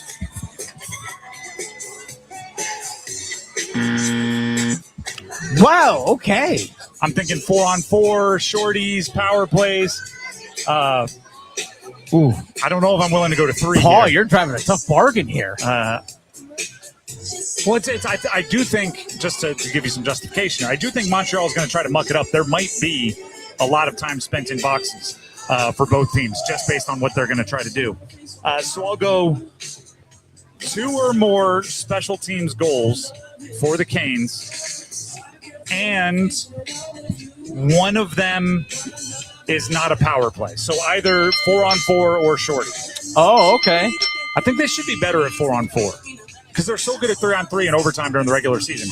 Give Aho space. They should be better at 4-on-4. And they should be way better at 5-on-3 than they were last game. So maybe they're due. I will say this. Montreal is the one team I don't want to go 4-on-4 against. Because of their speed and everything. I don't want to play them 4-on-4. That's actually true. Do you have any you want to give here, Dennis? I got a few more we can go to. But if you have one, feel free. I don't have one off the top of my head. I don't. I've been giving away packs of cards. That's fair. Yeah. Taylor Hall leads the game in shots on goal. Wow. Taylor Hall leads the game in shots on goal, and he's going to get like a true this postseason Taylor Hall game, and 3 or more hits. Yeah, so he's firing away on all fronts. Playing heavy also. Like when he gets his shoulders like rolled forward when he's skating, he's either going to end up with like a shot, an awesome assist, or he's putting someone into the boards. And it's just kind of fun to see how it ends up. Stankoven had 7 shots on goal, by the way, this past game. 7. I don't hate that. Boys, what I can tell you about these predictions is you're giving me a lot of cake. I need some icing. All right. So should we go with Montreal will ice it, more shots on goal than they have? What was that, game 3? Or was that that was a very on the table hint, right? Icing is what you were looking for? How about Carrier 5 or more hits on that one? Well, 5. See how high we have to go. 6 or more hits for Carrier. 7 or more hits for Carrier. He might only have like 9.5 minutes. 8 or more hits for Carrier. 9 or more hits for Carrier. Carrier's your guy, though, Paul. You love Bill Carrier. So if that's how he impacts the game, that's how he impacts the game. Fourth line's also playing really, really, really solid. Last one for you. And this is where we need to see how bold we can go. Oh, already. I was going to go Canes win by 2 or more. All right. Perhaps an empty net special. Let's go ahead and finish it up. There we go. All right. That's it for Real Bold Predictions. Do want to remind everybody, we are live beyond our traditional finish time here. Normally, we'd be wrapping up the show, passing it to overdrive. Today, we are going to go live all the way to 7 o'clock because we want to make sure everybody is as ready as they can be for Game 5. And that also means we will be here giving out these packs of cards. So if you are on your way or you're already out here to tailgate and you have children, we want to give you a pack of hockey cards. Stop by our 99.9 The Fan tent. You can see it right outside Lenovo Center under the hurricane warning flags that they put up for each win. We're right underneath there. If you show up and show us that you have the 99.9 The Fan app downloaded to your phone and you have a child 13 or younger with you, yes, you get a pack of cards and you get good omens and things when you open it up and you see Svetch or you see a Kane or you see they're from a couple years ago, which is kind of cool. You might see Ehlers in Winnipeg or something like that. We've seen a Martin Natchez Canes on the Canes. We've seen a Matthew Tkachuk Calgary Flames. That's kind of cool too. Yeah. If only. If only. But if you want to stop out, grab the cards. We have a limited number, but there's still a good amount for everybody to catch. And you can scan the QR codes we have here, which will get you autographed to win and entered to win an autographed Sean Walker mini stick, an autographed Jalen Chatfield puck, and a 99.9 The Fan prize pack. So all of that is going on right here. Our guy Adam's bringing more. 99.9 The Fan right here in the tent between Carter Finley and the Lenovo Center. We'll take a break. When we come back, we're leading off the next hour with the 2 most important Canes for Game 5. Dennis and I will give you our answers coming up next. One goal. Let's go, Canes! Slavin, he gets it to Hall. Hall whips it across. Blake with a shot. He scores! It's over! Hoist Lord Stanley's Cup. Oh, this is going to be fun, isn't it? Oh, yeah. Wow. Playoff hockey. Here we go. Here's a chance. Sebastian in. Short hit back in. Scores! Oh, talk to me, Shorty! Carolina! The Triangle's official home for the Carolina Hurricanes. 99.9 The Fan. The Triangle Sports Leader. Hey, it's Adam Gold from my friends at FanDuel, America's #1 sports book. Puckheads, the run for the Stanley Cup continues, and FanDuel wants you to be part of all the victories along the way. And right now, new customers can jump into the excitement. $150 in bonus bets if your first $5 bet wins. FanDuel is the best place for all of your favorite player props. Anytime goal scores, first goal scores, assist, shots on goals, and more. You can build a same-game parlay even for a chance for even a bigger payout. FanDuel.com/local. FanDuel.com/local. FanDuel, 21 and over and present in North Carolina. First online real money wager only. $5 first deposit required. Bonuses issued as non-withdrawable bonus bets which expire 7 days after receipt. Restrictions apply. See terms at sportsbook.fanduel.com. Gambling problem? Call 877-718-5543 or visit morethanagame.nc.gov. Wesley Financial Group is not a law firm, and Chuck McDowell definitely not an attorney. This is Chuck. If someone talked you into buying something really silly and you want to get out of that silly little thing, my advice, get the facts. Call me and I'll send you our timeshare exit kit absolutely free. Inside, you'll learn how timeshare works and all your options for cancellation. Call Wesley now for your free exit information kit. 800-791-0000. That's 800-791-0000. You've got better things to do this summer than deal with old appliances. That's why right now at Lowe's, you can still get in on Memorial Day savings and get up to 45% off select major appliances. Plus, get up to an additional 25% off when you bundle select major appliances. It's time to upgrade what's outdated. Our best lineup is here at Lowe's. Valid through 6/3. While supplies last, selection varies by location. See Lowe's.com for more details. Facilities managers think inside the box with Eagle Leasing, formerly Containers for Less. Our ground level storage and office containers are the way to go. I'm Mike Eagle. Call 1-800-GET-EAGLE or go to eagleleasing.com. You see us everywhere. We're Eagle Leasing. When news breaks, don't wait. WRAL News Plus goes with you everywhere. Weather, traffic, and breaking news, live and local, all day, every day. Listen on 96.5 FM in Durham, 99.3 FM in Raleigh, and throughout the Triangle on 101.5 FM HD3. At home, in the car, at work, or on the go. Stay connected to the Triangle's most trusted newsroom anytime, anywhere. WRAL News Plus. Coverage you can count on. I'm attorney Brian Ritchie. Getting hurt in a car wreck comes with all kinds of stress and frustration. But when you call me, I'll be on top of all of it. So all you need to worry about is getting better. If you've been injured in a car wreck, I'm on top of it. Contact us at ritchielaw.com. Broadcasting live from the Eagle Leasing Storage Studio. WCMC HD1 Holly Springs. 99.9 The Fan. The Triangle Sports Leader.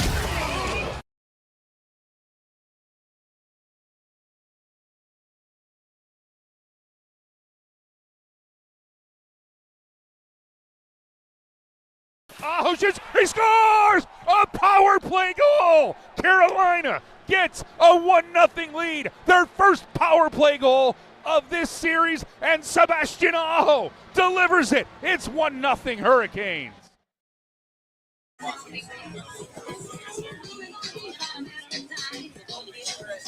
The Drive with Tim Donnelly, 99.9 The Fan. We are 2 hours from the scheduled puck drop for Game 5 Eastern Conference Finals. Oh, what do we make of this jersey here, Dennis? We have a Montreal Canadiens jersey, but it's Jesperi Kotkaniemi. Wow, that's a. I mean, you know what? I respect it. I respect it. I respect the Kotkaniemi Montreal Canadiens jersey. Which here's the thing: like I would have expected a lot of people to have burned those for the simple fact of like, hey, Carolina poached him from us with the offer sheet and all those kinds of things. I would have understood that. All right, he's been keeping it on, perhaps on ice for, no pun intended, for the last few years to break out for this specific situation. There are, by the way, that's a rare find. That is. That's a good one. We are live outside the Lenovo Center. I'm Tim Donnelly, Dennis Cox. You just heard Paul Ander back at the studio, keeping us up and running. Game 5 coming up, as I said, about 2 hours. I do like to do this occasionally when we are out amongst the fans for a big game. It's almost like a jersey check to see who's rising in popularity, who's the face of the franchise. And I will say, the usual faces are there, right? You see a lot of Ahos, see a lot of Slavins, a lot of Stalls, a lot of Svetches. The Blake line, the Stankoven line, getting quite a bit of love here. You see a lot of young kids. Couple pairs of Blakes behind us. There's a Stankoven Blake couple in front of us. They're building quickly, and just by the nature of how long they've been on the team and their jersey's been available, they've been acquired recently, right? Oh, yeah. You could have gotten an Aho jersey however many years ago, and you've rocked it ever since, and it's aged well. But you can tell that Blake Stankoven Hall line is creating some fans this year and last year, which is good to see for the Canes. And we should mention is a big part of why the Canes are doing what they're doing this year. They got younger at key positions. They got a little bit more physical at key positions. And because of that, they've weathered the postseason storm maybe a little bit better than they have in the past. I see a Brandon Bussey jersey in front of us. That's a pretty good story. I see a bedazzled Svech jersey in front of us. Not going to go wrong with anything bedazzled.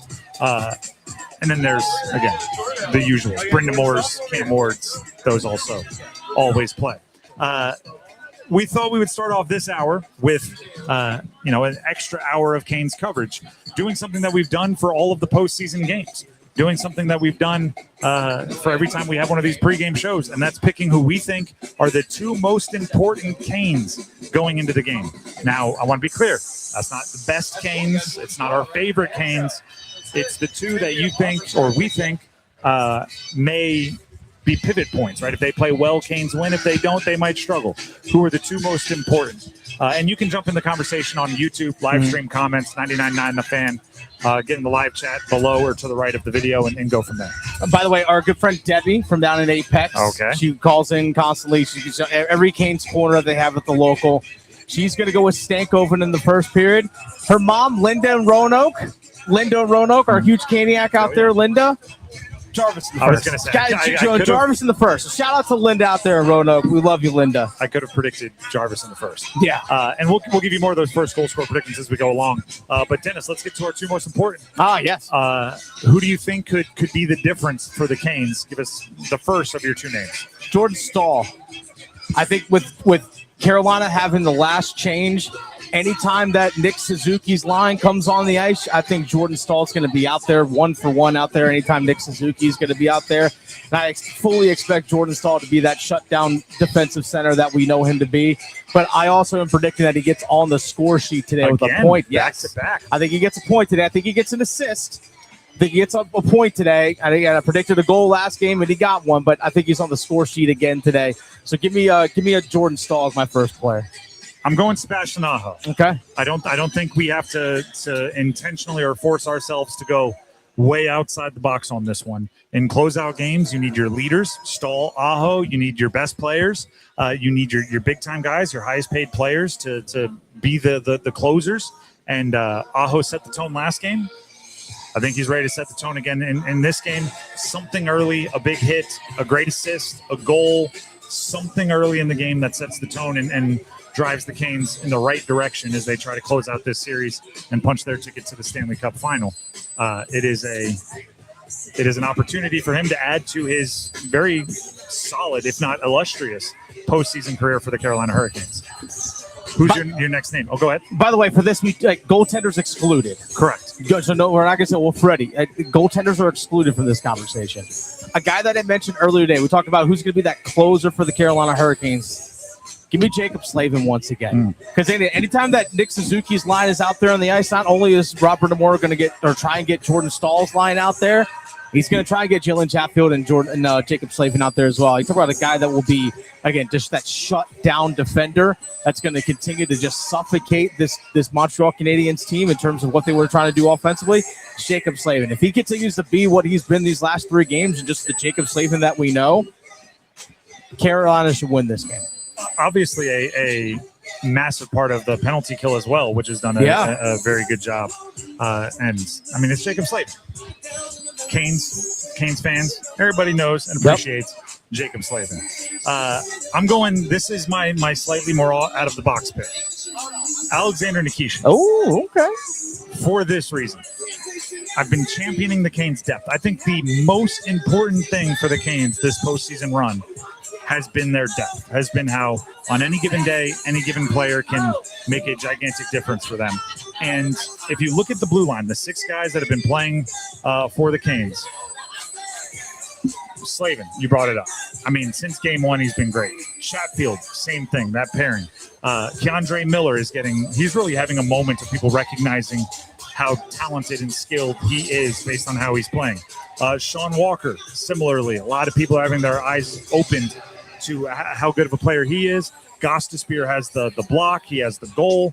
The assists. He's gotten a lot of good press.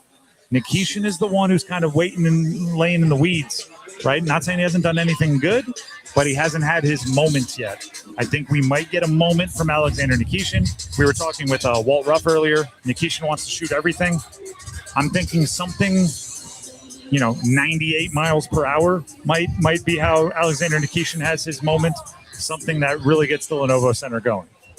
And then, we start talking about contracts and everything else this offseason for a guy that makes some big plays. I see the Category 5. We got a Category 5 jersey. I said I like to spot jerseys. Somebody walked up and made sure we saw their jersey that was number 5. And the name, where it could say Chatfield, it said Category. He got the custom Category 5 out there for the Carolina Hurricanes. As he wears a Whalers t-shirt, he's got it all covered. He's got it all covered. And now he's going to scan our QR code, which he absolutely should, because one of the things you might win is a signed Jalen Chatfield puck. So if you're a big Chatfield fan or a big Sean Walker fan like Dennis, we have a couple autographed deals. A mini stick signed by Sean Walker and a puck signed by Chatfield that you can win by scanning the QR code at our tent outside the Lenovo Center. So speaking of the blue line, the fact that you mentioned Alexander Nikishin, I think it is absolutely important for him to continue to be more assertive on the ice. And I think over the last couple of games we have seen that. I think early on in the playoffs, obviously he was showing some physicality and stuff, but I think early on in this series he was just kind of like, let me just be here. Mm-hmm. Not saying it in a bad way, but he wasn't assertive in either a physical defensive presence or even, like Adam Gold was talking about, shooting the puck. And I know Walt Ruff talked about it as well. I want to see him be more assertive on the offensive end. You got that puck, dude, let it fly. Like you have the hardest shot on the team. Use it. You have a gift. Use it. And this is going to sound weird. You're not Jacob Slavin, right? Like you have a different skill set. Pick up a lot from Jacob Slavin. Don't get me wrong, but your offense game can be different than Jacob Slavin's. Yeah. Stick work, skating, positioning, communication, all of that. Go ahead and get it from Jacob Slavin. But we have higher expectations for Nikishin's offensive game just based on the natural physical ability and the hard work he's put into that part of his game. I want to go back to something earlier today. And if you will, allow me one moment to get a little sentimental. Oh, okay. Okay. We were talking earlier today, if you weren't listening to our show, it was a really cool moment that social media provided us. Somebody hit me up on social media earlier this week and said, we've got a friend who's coming in town that we'd love to have you say hi to during a commercial. Mm-hmm. Then he dropped on me that the friend is a 21-year-old coming from Ireland. Yeah. Who lived in the area for a little over a year when they were 5 years old back in 2008, 2009. And they had kind of fallen in love with the Canes at that point in time, which would have been a conference finals run. Eric Stahl had 10 goals in that conference finals run. It was right off the heels of the 06 Stanley Cup team. And then there he is. I'm actually talking about him. What are the chances? Alex, come back. Alex, come back. I was just telling the story. Come back. This is crazy. Come back. He's got his jerseys fresh. Oh, he just smacked his head on our tent here. That's fine. Well, he's a taller, young individual. Go put this headset on right over there to your left. And the reason why I was getting sentimental about it is he was here right there to your for left. the 5-year-old year of his life. Just got to go weave through. There we go. And my son is 5, and he's having a moment like falling in love with the Canes right now. Yeah. And you fell in love with the Canes in a way that you're making trips back from Ireland because they're on the precipice of what could be something great. We talked to you, a couple hours ago now. Yeah. How's the energy? What's the tailgating like? Is this something they do in Ireland? No, this is completely brand new to me. This is the energy here is immense. Yep. I am thoroughly enjoying it. I know it's only getting started now, so looking forward to what's going to happen in the future. So we talked earlier. Your sport back in Ireland is hurling. They're not. You don't get together and drink in the parking lot and eat food in the parking lot for 4 or 5 hours before a hurling game? Not really. No, you find lads probably in the pub now will be there from the day before, 24 hours before, and go straight in. But no, this is amazing. Okay, so back when you lived in the area, and you were 5-6 years old, do you have recollections of going to a Canes game? No, I do remember now when Monty there, who's the good man who brought me here, was talking about how they had a roller TV, and at the age of 5 years old, we obviously couldn't sit still. So he used to roll the big TV out into the front driveway, and we'd all be sitting there watching it. So, no, some definitely fun memories watching the games. All right. So do you have any players or any favorites from back then that you remember? Or was it just Canes? No, just Canes. Just anyone who was moving quick, scoring goals, that's who I was for. All right, so moving quick, scoring goals, that's the style you're looking for. Absolutely. What current Canes are your guys? We talked about this earlier. You brought up Stankoven. There's more speed on this team than in recent Canes years. Absolutely. Aho is another one that I've been watching closely, and he's been leading the team from the front, so hopefully he goes well again today. Hopefully you don't have to wait another 20 years for a run like this, right? No, hopefully not, and really looking forward. Hopefully we can close out the series this evening. If they do, that'd be absolutely brilliant, and I'm just happy to be here. I hope you brought earplugs. Oh, no, I want to hear the full, you full will. atmosphere. Trust me, you will. Is the plan every year they make it this far, you're flying back over the pond from Ireland and being here? This could be a tradition. It could be a tradition. I hope you're racking up the frequent flyer miles. Hope you got to do it every year to get the points and earn them. Alex, we appreciate you for jumping on again. I was just getting sentimental that your fandom has lasted this long, because when you lived here, you were the same age as my son is now, and he's catching Canes fever. So it's cool to know that when he's a grown-up, he might still have it. So hopefully he grows up in the same way I did. He'll be sitting here the same time as me a couple of years' time. Give us an Irish team for some sport that I'll get him hooked on, and then maybe when they're on the doorstep of a championship, we'll be flying your way. Right. Shout out down to the Kilkenny Hurlers. Wasn't this year, but next year hopefully they'll be back and stronger than ever to get back to an All-Ireland final. The Kilkenny Hurlers, am I saying that right? Kilkenny Hurlers, so Kilkenny hurling team, the Cats, Kilkenny Cats. Yeah. That's who I'm going to put out there. I want a shirt. The Canes of Ireland, the Kilkenny Cats. Kilkenny Cats. Alex, we appreciate you, man. Listen, Go enjoy the game. Thanks for having me. Enjoy the tailgate. Thank you, Alex. Enjoy the game. And we'll be back live outside the Lenovo Center, getting more tailgating in and more set up for Game 5. Stick around. It's Hockey Night in Carolina Playoff Edition. It's Game 5 with Montreal. They score! The captain, Jordan Staal. Storm Watch with Adam Gold at 7. Puck drop at 8. Blake and Stankoven coming in. Blake, Stankoven, 3-0 Carolina. It's a huge goal. Sent across Logan Stankoven. There is his 8th of the postseason. On your official audio home of Hurricanes hockey, 99.9 The Fan. Here I am. Give me a mountain with lots to do. Give me something simple and true.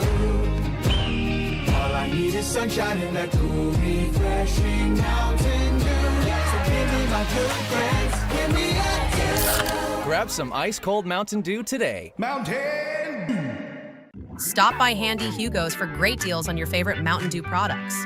Head to Handy Hugo's today. Hi, I'm news correspondent Bob Woodruff. In 2006, a roadside bomb struck the armored vehicle I was riding in while reporting from Iraq. I sustained a life-threatening traumatic brain injury.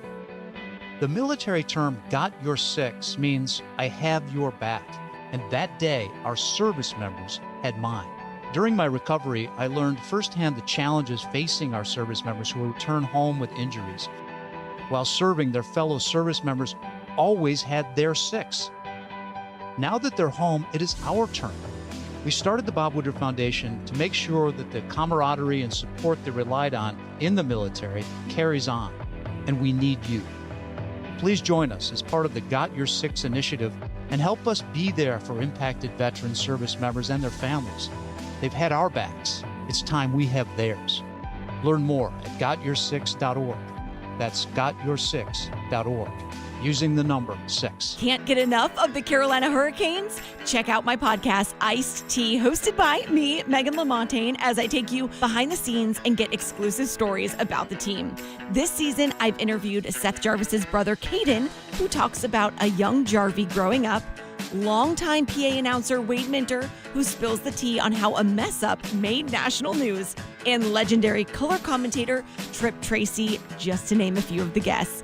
Listen wherever you get your podcasts or watch on YouTube. When news breaks, don't wait. WRAL News Plus goes with you everywhere. Weather, traffic, and breaking news, live and local, all day, every day. Listen on 96.5 FM in Durham, 99.3 FM in Raleigh, and throughout the Triangle on 101.5 FM HD3. At home, in the car, at work, or on the go. Stay connected to the Triangle's most trusted newsroom anytime, anywhere. WRAL News Plus. Coverage you can count on. Yeah, just for fun. Bragging rights. There you go. That's why. So, yeah. One area. All right, there it is. I gotta jump off, but thank you. The Drive with Tim Donnelly, 99.9 The Fan. I mean, we are live outside the Lenovo Center, where the Canes, in less than 2 hours, will be playing hockey in Game 5 of the Eastern Conference Finals with an opportunity to punch their ticket to the Stanley Cup Final. We're giving away packs of cards, Tim. We're giving away packs of cards. Come on over here. The rules are, for those of you that are interested in ripping cards, and Dennis is talking to a youngster right now. If you make it over to our tent, which is outside Lenovo Center between Carter Finley Stadium, where State plays their football, and the Lenovo Center, where the game is tonight, if you show up and you have the 99.9 The Fan app downloaded to your phone, and you have a child with you, somebody 13 years or younger, you get a pack of hockey cards. Upper Deck. You can get some Canes in there. Obviously, you got to rip the pack to find out. But as long as we have supplies, that's how we're giving them away. So stop out and say hi. Dennis is orchestrating that with some youngsters right now. Something exciting just happened. They got some card they're interested in. But that is, just to put a bow on the conversation we had before the break with the Alex from Ireland, who was turned into a fan back during the last run of excellent Canes hockey and is back now today for the obvious excitement around today's game from Ireland. That is the significance, I believe, of this run for the Canes. They made it to a Stanley Cup final way back in 2002 and 2006. Those ended up creating the first generation of Canes fans, right? Everybody that was a Canes fan at that point in time chose to be, right? Either they recently decided to join hockey fandom and pick the Canes, or they were a fan of some other team that was further away. And when the Canes moved down, they cut that allegiance and switched over to the Canes. So they joined the Canes. This year, right, and this run of the last 8, you have fans that were born into it, right? Their parents, their mentors, their uncles, their whatever were turned into Canes fans during the last run of success, and now they don't know anything but, right? Their kids grew up within it, and so many of the kids that are coming out to open these packs decked out in Canes gear, and that's what this run is about. And if they're able to punch their ticket to the Stanley Cup Final tonight, this run will make them even more diehard fans, the children, and their offspring will be even more Canes fans, and it'll grow from there. And to wrap it up, I mentioned that I like looking at all of the Canes jerseys here outside the Lenovo Center. Since I said that, I've seen a LaRose, I've seen an Eric Cole, I've seen a even Warren Fogle, I've seen Rye Brindamore's a ton of. Like they're, you can tell sometimes how long you've been a fan, or when you decided to really go all in and buy jerseys by what name is on the back of your jersey. So there's generations of Canes fans here, which is pretty darn cool. And there are some kids opening packs right to my right. And matter of fact, there might be one so cool that Dennis Cox is taking a picture of it on his own personal phone. Dennis, what cards are we ripping over there? We just found a Jack LaFontaine Carolina Hurricanes goalie card.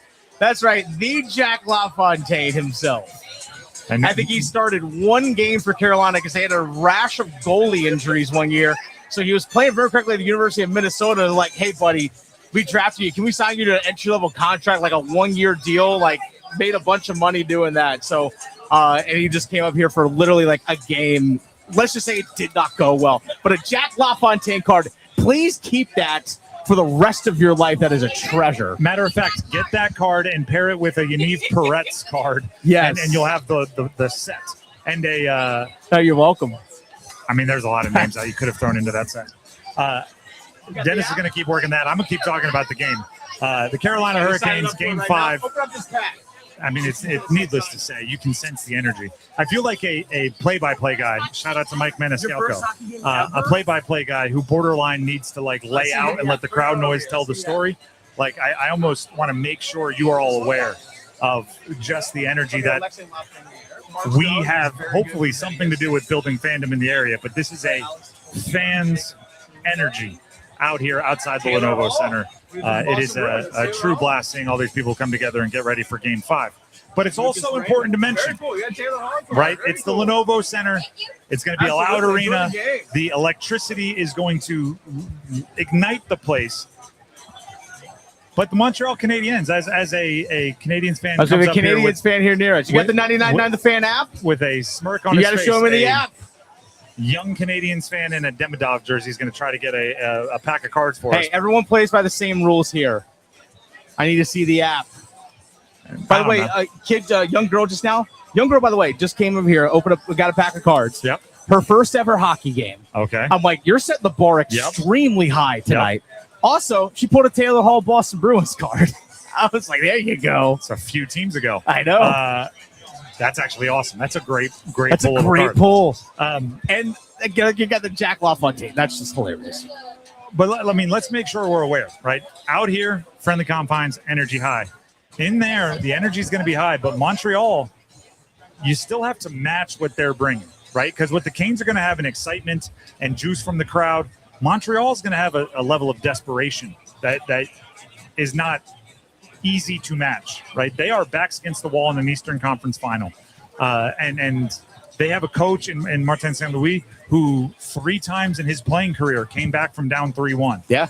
In 2021, granted, not an Eastern Conference final, and Martins weren't either, but not an Eastern Conference final back in 2021, the Canadiens came back from a 3-1 deficit. Yes, Perry Kokaniemi was on that team. So they're not going to show up and go, oh, your house is loud. You're up 3-1. Here's the game. Like, you're going to have to match their desperation. I think that's a key for the Canes. From the very, very beginning, you have to make sure you don't give an inch to Montreal. Yeah. Which, over the last 3 games, Games 2, Games 3, Games 4, that's what the Canes were able to do. If there was oxygen somewhere on Montreal's side, there was a Canes sprinting full force to eat up all that oxygen and suffocate them. So that can't stop, right? And I mean, the Canes haven't had a closeout game, even a closeout opportunity in the Lenovo Center this offseason or this postseason. And they're going to want to do everything they can to get it done. But, give respect to Montreal. They've had 2 backs against the wall opportunities, 2 Game 7s, and they didn't even necessarily play well in either of those. Nope. And they came away with the wins. So, they've got some slippery cockroach traits to them, and just that they're hard to put away. It was interesting hearing guys talk yesterday and today about I know Jordan Stahl has used this term, but basically having tunnel vision in the sense of you're so focused on one game at a time that you're not quite looking at the big picture, which I think is actually a good thing. Not like, hey, for example, we have like today, we have a chance to go to win this game, win the Eastern Conference, and go to the Stanley Cup Final for the first time in 20 years. There's a lot of magnitude to that, but they're thinking of, hey, it's just one game. Like, we just got to win this one game. That's the only thing that matters is just the one game and the shift that's right there in front of you. That's the only thing you can do is win that. Can't think about Cup for the first time in 20 years, any of that kind of stuff, because you can't get there unless you win this moment that's ahead of you. And I think that gets more and more difficult the longer and longer you go in the postseason. All right. Let's take I'm going to do some play-by-play here. We have a Montreal Canadiens youngster fan who just showed us his 99.9 The Fan app, and he is under 13, so he's getting to rip a pack. I want an Aho here. I want a Svech here. I hope it's all Maple Leafs. I want a Freddie Anderson here. Let's see what we got. They're opening. They're running Chris Letang. All right, Oliver Dorkstrand, Jason Zucker, Anze Kopitar, William Nylander, Sammy Kapanen. All right, so you got a decent pack there. I wanted all Canes in the kid in the Demidov jerseys. All Canes and all Leafs is what I wanted. Yeah, exactly. All Canes and all Leafs, and maybe like a Freddie Anderson as a Leaf. Actually, I hope we got a Taylor Hall Bruins one. That's what I really wanted. That's what I really was hoping for. Would have been too funny, but alas, we're fair, especially to the kids. Of course, that's especially to the kids. That's what this is for.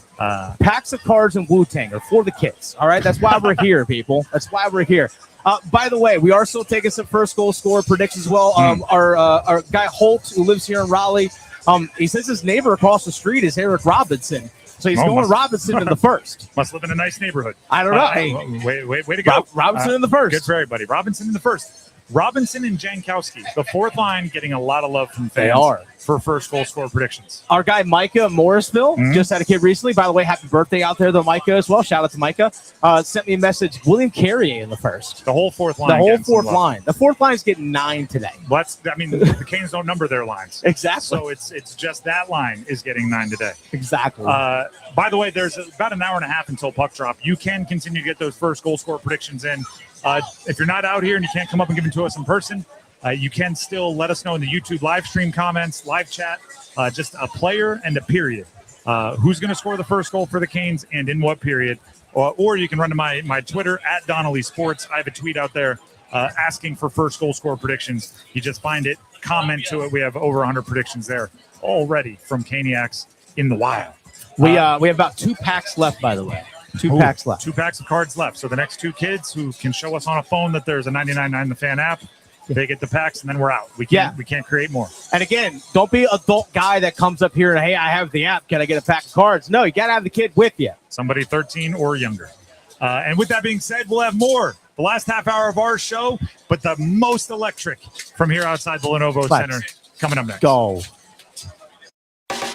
Need more Stanley Cup Shatter Canes fans? Listen afternoons with Adam Gold in the Drive for our Cup Check-In, served up by Carolina Ale House. We talk with hockey's best, past and present, bringing you the latest insight on the chase for Lord Stanley's Cup. It's the Cup Check-In on 99.9 The Fan, served up by Carolina Ale House. Come to Carolina Ale House for the official Carolina Hurricanes viewing parties throughout the playoffs. Visit CarolinaAlehouse.com/Canes to see the schedule. Hey, it's Tim Donnelly, and if you're like me, you're a storyteller, and you need to embrace the haze with Hazy Little Thing from Sierra Nevada. So yeah, if we're sitting around watching the headliner, we want to be talking about when we saw him at the dive bar a few years ago. Or if you stop your friends mid-festival to look at the stars, first of all, do that to me. I love that sort of thing. And then embrace the haze with Hazy Little Thing. Hazy, citrusy, smooth. There's a reason it's America's best-selling hazy IPA. Embrace the haze with Hazy Little Thing from Sierra Nevada. Enjoy responsibly. It's bow time. We know there's a lot of breakfast sandwiches out there, but only Bojangles has the legendary Cajun Filet Biscuit. Shake things up with a boldly seasoned chicken breast on a fluffy, made-from-scratch biscuit with bow rounds and your choice of drink. So when you're craving something bold, something different, something that takes breakfast to a whole new level, the Cajun Filet Biscuit is waiting for you, along with crispy bow rounds and a drink. Order in the app or at Bojangles today. It's bow time. It's bow time. Time to satisfy your craving for Cajun with a Bojangles Cajun Filet Biscuit. Bojangles Cajun Filet Biscuits are served all day, every day. And with that biscuit, why not add Bo's Iced Coffee? That's right, Bo's Iced Coffee with sweet cream. Choose caramel or French vanilla. Bo's new Iced Coffee, a great way to sweeten your day. When you're hungry for flavor and value, it's Bo time. Download to see if you qualify. Not all customers will qualify. Transfer fees may apply. No Albert subscription required. Albert is not a bank. Albert Instant Loans are issued by FinWise Bank, member FDIC. Not an actual client. Terms apply. Kylie, what's wrong? I just got hit with a car repair bill. I'm behind on rent, and I feel like I can never save any money. Have you tried the Albert app? Albert is your financial assistant, helping you find ways to save and create custom budgets to actually grow your money. Plus, you can get up to $10,000 for big expenses or advance advance up to $1,000 fast when you need cash right away. Albert can get me up to $10,000? Exactly. Albert spots you in a pinch and helps you grow your money in the long run. I'm downloading Albert right now. Download the Albert app and use promo code TRACK to borrow up to $10,000 for whatever you need. The Albert app helps you budget better and save more money so you reach your financial goals faster. Download the Albert app right now and use promo code TRACK to borrow up to $10,000. Use code TRACK to borrow up to $10,000.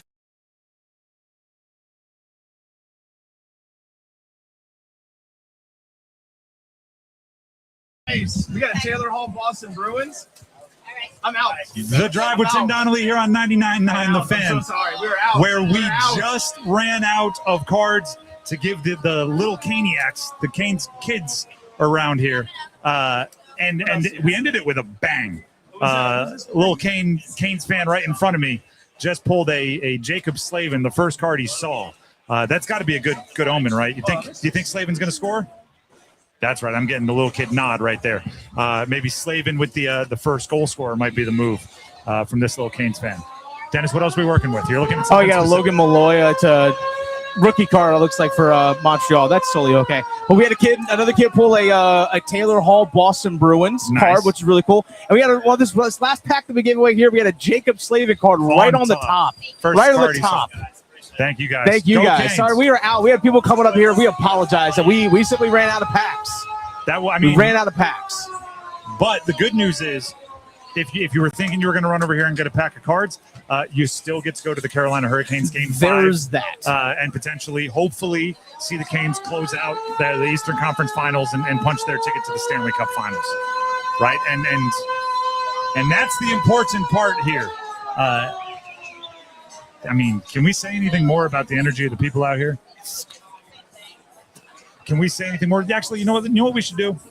For those of you flying in here, driving in here or you're listening at your tailgate, we just heard somebody ran over here to get some cards, but they were listening at their car moments ago. You know what I need today, Dennis? What's that?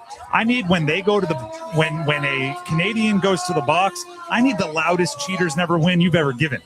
Right? Yeah. If you're going to be in the building and the Canes score, I need you twisting your shirt up and spinning around your head like a helicopter. I need those towels, which, by the way, are pretty darn cool today. If you haven't seen them on social media, it takes all of us, right? It's a real team-focused and fan-focused towel today.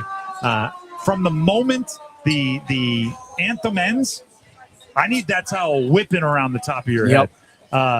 You want, like the intro says, right? They can hear you. You want the players on the ice, the Canes, who are some of the best compartmentalizers in sports, right? They can tunnel vision and tune out everything. I want you to be so supportive, so loud, so hyped that it even breaks the cracks of their tunnel vision a little bit and makes them look around and go, yeah, we got the best fans in the league. That's what I want. Because if I have to hear one more time how loud the Bell Center is, if I have to hear one more time I can how attest awesome it gets that loud in there. atmosphere is, without having the rebuttal of, yeah, but did you see what happened when they came to the Lenovo Center? Yep. That's what I want. Because, and Dennis, you brought this up earlier, we got to call a spade a spade. Montreal's been good on the road. Oh, yeah, been fantastic on the road. Including game 1 here in the Lenovo Center. Yep. So, like all hands on deck style game for the Canes here. That doesn't just mean you need all 4 lines, you need all 3 pairings, you need Freddie, you need the coaches, you need everybody. It also means if you're a fan and you're up there in I don't care if you're up against the glass or you're all the way back in the upper levels, you got to bring the juice as well. It is an all hands on deck situation. So, Montreal, desperation. Yep. Canes, killer instinct. We talked about it earlier. Who's the closer? I said it earlier. To me, it's Jacob Slavin is the closer, because to me, that when he's out there on the ice locking down the other team's top guy or top guys, that other top line, because Rob Brind'Amour's not always going to be able to get Stahl out there against Nick Suzuki and Caulfield and probably Alex Newhook, depending on how they shuffle the lines today. But he's going to darn sure make sure that he's going to have Jacob Slavin and Jalen Chatfield out there. I think if Jalen Chatfield, the way he can just suffocate teams defensively and how quick he can transition the puck up the ice and even just take away space in the neutral zone as well, teams might not even get into the offense. I'm sorry, the Canadiens might not even get into the offensive zone cleanly today when Jacob Slavin's out there on the ice. You want to talk about a dude that's going to erase the other team. Jacob Slavin could be that guy. You've heard the saying, to catch a crook, you have to think like a crook. I'm sorry, is it ole? Is that what it is? I think it's go away, go away, go away, go away, go away, go away, go away, go away, away, away. Dennis is giving him the business right now. Go away. I will say this: you do have a beautiful city. You do have a beautiful city. I will 100% tell you that. It is a beautiful city. I will give you that. I wonder if their players will be perhaps hanging out in that beautiful city rather than playing hockey in Vegas. Hey, when's vacation starts? Is it tomorrow? We can fly to Cancun. It is a beautiful city. I will say that. I do love Montreal. It's a beautiful city. I will say that. You don't got to be that complimentary, Dennis. Hey, I give credit where it's due, all right? Thank you very much. I give credit where it's due. Montreal's a beautiful city, and they're going to be enjoying the summer up there starting tomorrow, and that's okay. Yeah, exactly. Beautiful city. They can enjoy like all the food offerings they have, all the poutine without worrying about being in game shape starting tomorrow. Exactly. This is The Drive with Tim Donnelly, 99.9 The Fan. We are live outside the Lenovo Center, getting ready for Game 5. And that includes having to deal with the opposing team a little bit here. Listen, when we're talking killer instinct, I was saying this before we were rudely interrupted, by the Canadiens. I kind of egged it on. Yeah. That's on me. You've heard the saying, like, to catch a crook, you got to think like a crook. Yeah. So how, like, the Canes have had a lot of elimination games over the years, right? Facing elimination games over the years. What are we saying, right? All right, you need your top line to play. You need backs against the wall. Yeah. You want to live and die, dance with who brought you.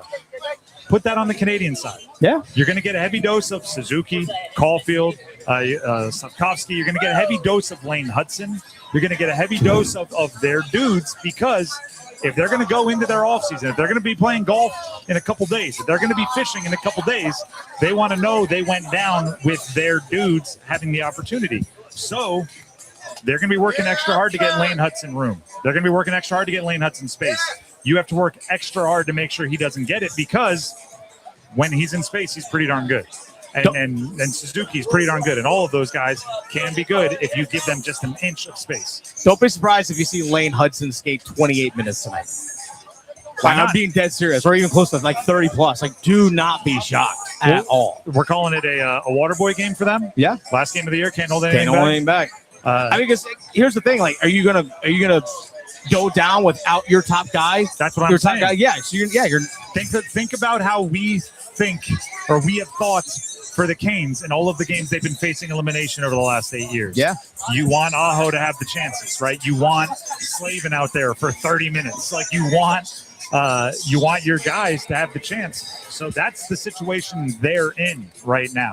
So you have to expect a lot of work for their top line, a lot of work for Lane Hudson, and long shifts and often shifts, and that's going to be the challenge for the Canes, right? You're not going to get the changeup or the curveball. You're getting the fastball that Montreal has to offer, and you're going to have to answer it. Which, by the way, they have had in spades answers in games 2, 3, and 4. Yep. And I'll go back to the conversation we had with Devan Dubnyk yesterday, where I asked him, I said, what do you expect from Montreal with their backs against the wall? And how, like, what should the Canes anticipate? And he said, honestly, the way the Canes are playing, just do what you do. Yep. Right? You can try to guess what Montreal adjustments are going to make or what line shifts they're going to make. You can try. But really, for the Canes, the way they're playing, it's almost nameless, faceless opponent time, right? Like, keep blitzing them, keep firing away, keep forechecking, keep back checking, and keep finding a way to enforce your will on the opposing team. And we'll build off of that by saying, keep following us on social media, keep subscribing to us on YouTube. We were giving away packs of hockey cards. We were, and we had, you got to download the app. It's for kids, so you got to have a kid 13 years or younger. And we've run out, first of all. So thank you to everybody that came out here and tried to grab them. But also, a bunch of people have come up after we've run out saying, you got cards, you got cards. If you were following us on social media, you would have had the heads up. We posted all the rules and when you could come grab them on social media prior to when we said it on air, because we wanted to reward those that, subscribed on YouTube or Twitter or Facebook, wherever we were doing it. So next time, right, lessons learned. Like the Canes, been eliminated a few times, maybe needed a little bit more physicality. They went out and changed their roster, got younger, bigger dudes. Learn from this, right? If you missed out on the cards, follow us on social media. Next time you won't. And that is an unbelievable timing, because as we were saying that, 2-3 more people came up hoping for cards. Literally just now. So subscribe on social media, like on social media, follow on social media, and you might have yourself, like a Jacob Slavin card or a Taylor Hall and the Bruins from back in the day card that so many people walked away with today. We'll take our final break of the show. When we come back, we got to make our picks. Who's going to win? What prop picks are in? What do we think this game is going to look like? You're going to have to stick around to find out. Last segment from here on the plaza outside the Lenovo Center coming up next.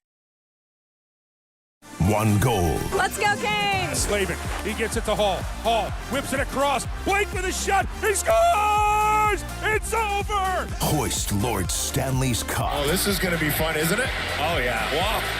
Playoff hockey. Here we go. Here's a chance. Sebastian Aho in. Short hand back in. Scores! Oh, talk to me, Shorty! Carolina! The Triangle's official home for the Carolina Hurricanes. 99.9 The Fan. The Triangle Sports Leader. It's not Monday, Wednesday, Thursday, Friday, Saturday, Sunday. It's Tuesday. Tuesday! The very first Tuesday. New scratch-off tickets are available on the first Tuesday of every month. Announcer said first Tuesday.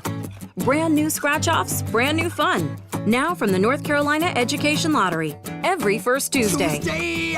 Must be 18 to play. Problem gambling helpline 877-718-5543. You hear that? That's the sound of Pepsi Zero Sugar. The better tasting, more refreshing Zero Sugar Cola. Listen to that endless pour. If it sounds this good, just imagine how it tastes. So good. Pepsi Zero Sugar. Let your taste decide. Stop by Handy Hugo's for great deals on your favorite Pepsi products. Head to Handy Hugo's today. Calling all Caniacs, come watch the playoffs at Carolina Ale House as the official Canes road game headquarters. Carolina Ale House is hosting viewing parties for the Hurricanes away games. Join us for indoor-outdoor viewing parties at our Cary location throughout the playoffs. Think of it as a hometown tailgate. You just bring a lawn chair, enjoy food and beers from the outdoor bar, and watch on our enormous TV. Visit CarolinaAlehouse.com/Canes to learn more, or keep an eye on our social media. Ale yeah, and go Canes! You've probably heard all those ads for life insurance. Just a few dollars a day, apply online in minutes, no medical exam. Simple, easy, and cheap, right? Now you're thinking, maybe I should get a quote. Well, smart thinking. Everyone should have life insurance. But here's what they don't tell you. Those few dollars a day rates, they're for young people in perfect health. That's why everyone calls Big Lou the 50 to 60-year-old not-so-perfect candidate. Like you. You take prescription meds, and you're overweight. Winner, winner, fried chicken dinner. Well, Big Lou works with life insurance companies that want people like you, with no surprises after you apply. In fact, if you're a 50-year-old guy with a few health glitches, Lou could probably find you $1 million of term life coverage for about $200 a month. So, yeah, you need life insurance. But unless you're young and healthy, you gotta call Big Lou, because he's like you, older, heavier, and on meds, too. Get a quote right now at 800-511-3535, 800-511-3535, or biglou.com.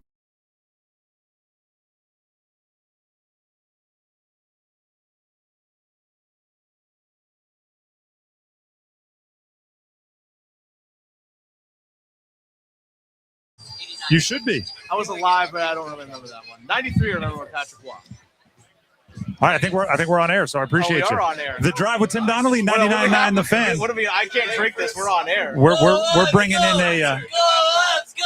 I'm not a we got seltzer some. fan. I don't know what Dennis is doing, befriending all these Canadiens fans over here. Hey, they were coming over here saying stuff to me. I was just telling them Bret Hart screwed Bret Hart. My That's all I'm favorite saying. part is how he's wearing a Gallagher jersey, and that guy doesn't even play. Yeah, he doesn't even he's play. Not even drawn into the lineup. His heart's in the team. His heart's in the press box sitting next to me. Somebody should tell St. Louis that his heart's in it. See? It took me 2 seconds to get him criticizing their own coach. See, look at that. Rod Brindamore is a saint. He Exactly. doesn't make mistakes. Habs at 7. Okay. Why don't you pick Abs in 6? Why didn't you pick in 6? Oh, because they're already down 3-1. Keep it moving. Yeah. All right. I'm gonna in the interest of our listeners only hearing half this conversation. I think we got to move on. But I appreciate it. Good little back and forth there. Molson sucks. I mean, I got a reaction. They look pretty excited to be wearing shorts walking into the game. Yeah, I know. They don't look like they're longing for their toboggans. Hey, I'm not gonna lie. It was like 72 when I was up there. It was gorgeous. That's funny. The great mustache by this guy walking by. Yeah, we were just having fun. The Drive with Tim Donnelly, 99.9 The Fan. We are live outside the Lenovo Center, in case you can't tell, where the Canes and the Canadiens are getting ready to play Game 5 Eastern Conference Finals. Canes lead the series 3-1 as we go into Game 5. Potential closeout game for the Canes, but the fourth win is the hardest in any 7-game series, which, that's how it should be. You got to earn your way to the Stanley Cup final, which is what the Canes are trying to do tonight. Few things. Siren sounder for today, the ones that have been announced by the Carolina Hurricanes. Luke Kuechly, may have heard of him. That name sounds familiar. One of the best defensive players in NFL and Carolina Panthers history. Yeah.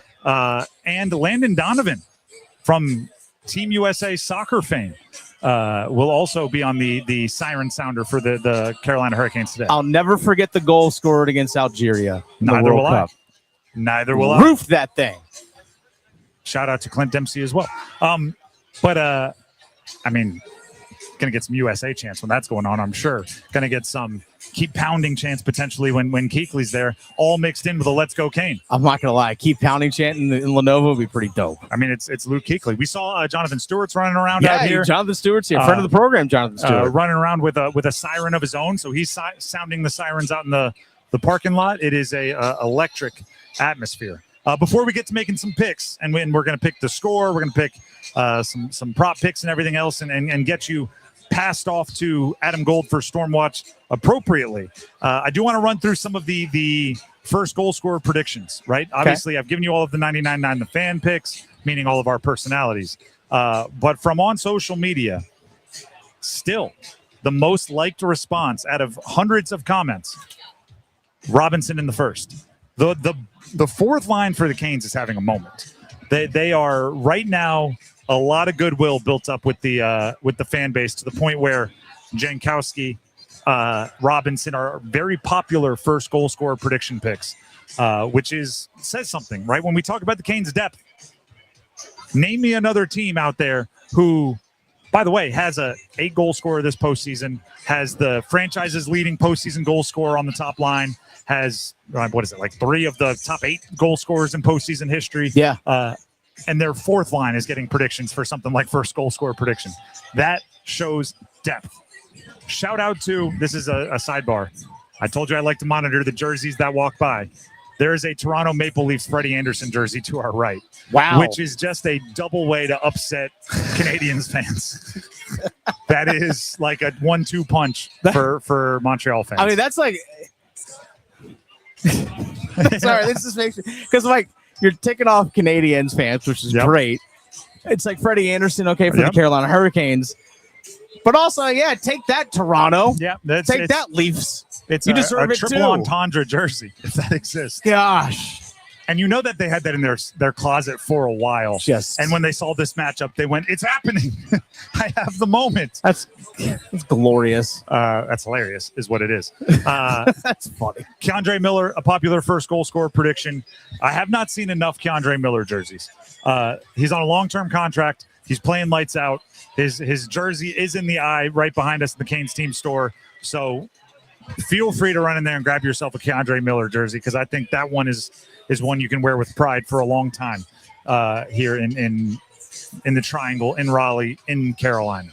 And then obviously there's the obvious is all top 6 forwards. Again, a lot of first goal scorer predictions, as of course you would expect, right? It's Aho, it's Jarvis, it's Svetch, and then the Stanky line is as good as any line in the postseason this year. So, that's what we're getting. And a lot of Nikishin 100-mile-an-hour heaters. If that happens, the place will go nuts as well. You want to talk about a jersey that we just gave you, a jersey that would doubly upset Canes fan or Canadiens fans? Yeah. I'm seeing one that's going to doubly upset Canes fans. What's that? There's a PK Subban Canadiens jersey here. right there. You're mad at the team of the jersey. You're mad at the player. You're mad at the analyst. You're mad at all that. The Drive with Tim Donnelly, 99.9 The Fan. Dennis had to step away, so I will go ahead and give you some picks when we are looking at prop picks for today's game. The most likely when it comes to odds to score a goal tonight for the Canes, anytime goal scorers, plus 205, Svetch and Jarvis. And actually, you grab a headset right here. We have Jonathan Stewart, Panthers legend, Carolina Panthers, that is. Let's not get it twisted with the other Panthers. Stepping in here. Yo, go Canes. Go Canes. You look like you've been working around here. I just ran around the whole arena, hyping people up with this siren. Get everybody hyped. Get everybody hyped. Give us 30 seconds of hype. Look, man. You got Luke Kuechly on the siren. Luke Kuechly on the siren. We out here in the city, man. Raleigh is out here popping. It's been popping, so make sure you stay tuned in to what's going to happen. We got the Stanley Cup. We got the Stanley Cup out here, man. What else can you ask for, What else man? can you we ask got for? one more game to get up in there.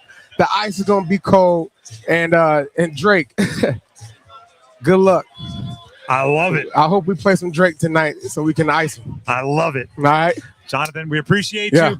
Keep doing your thing. Keep getting everybody I'm out hyped here, up. man. There we Look, go. Go Canes. Go Canes. That is Carolina Panthers running back legend Jonathan Stewart. When I tell you, if you're not watching on YouTube, or if he was kind of facing the other way from the camera on YouTube, Jonathan Stewart right now, you would not know, A, if he was currently playing, because the dude's still yoked. B, you might think he's currently playing and just ran for like $120 because he's working hard. He's dripping sweat. He's out of breath. He's working. We got a fan talking, a listener talking to Dennis here. But anyway, go back to what I was saying. Andrei Svechnikov, Seth Jarvis, lowest odds, shortest odds to score anytime goal scorers, which to me sounds like there's just opportunity if you're a gambling person on the Stankoven line. Logan Stankoven plus 235, Taylor Hall plus 285, Jackson Blake plus 285.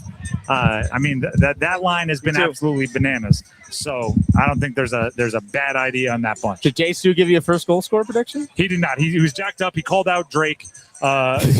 He was for what, stealing lines? He was he was coming across from a different. He was more about height than he was about specifics, which I appreciated. Stanley Cup, the Stanley Cup Finals on the line. What more can you ask for? Is kind of his vibe. Dennis, we need some predictions here, so I will put it on you. We have 2-3 minutes to make them. Yeah. Give us a winner. Give us an outcome. How do you see this one breaking down? Final score predictions and everything.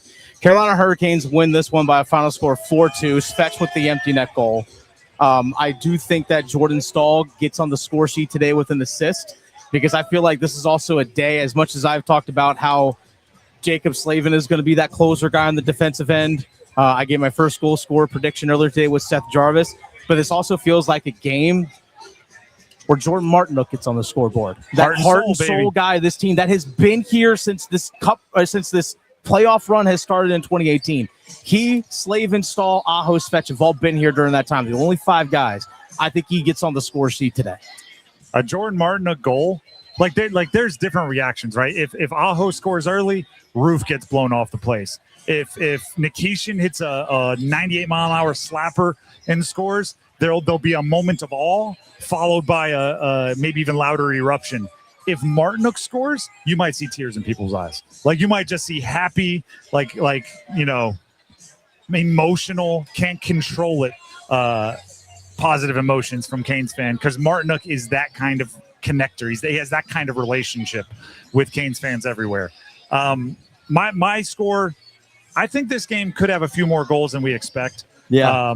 I think there could be a couple more chances taken by Montreal, which leads to either opportunities for them or high leverage opportunities for the Canes. I also think the Canes will do a little bit of puck luck. Last game could have been 7-8 goals scored, and it finished with 4. So I'm going maybe like a 4-3 winner, a 4-3 winner with a sloppy one that they give up late because it happens. Like, and maybe with the net empty for Montreal, they score one to make it a 1-goal game, but then the Canes lock it down, win something like 4-3. That's what I'm looking for. We have just over a minute. Paul, you're not off the hook. We need a final goal, final score prediction from you back at the studio. Quickly, what do you got for us? 3-2 Canes.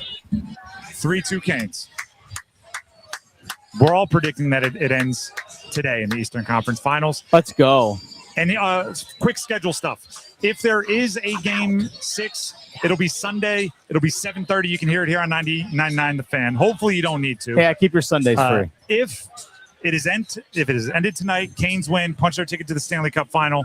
Tuesday, Game 1, Stanley Cup Final. That'll be an 8 o'clock game. It would be at home in this building, right to our right. If there's Game 6 of the Eastern Conference Finals, it'll be on the road in Montreal.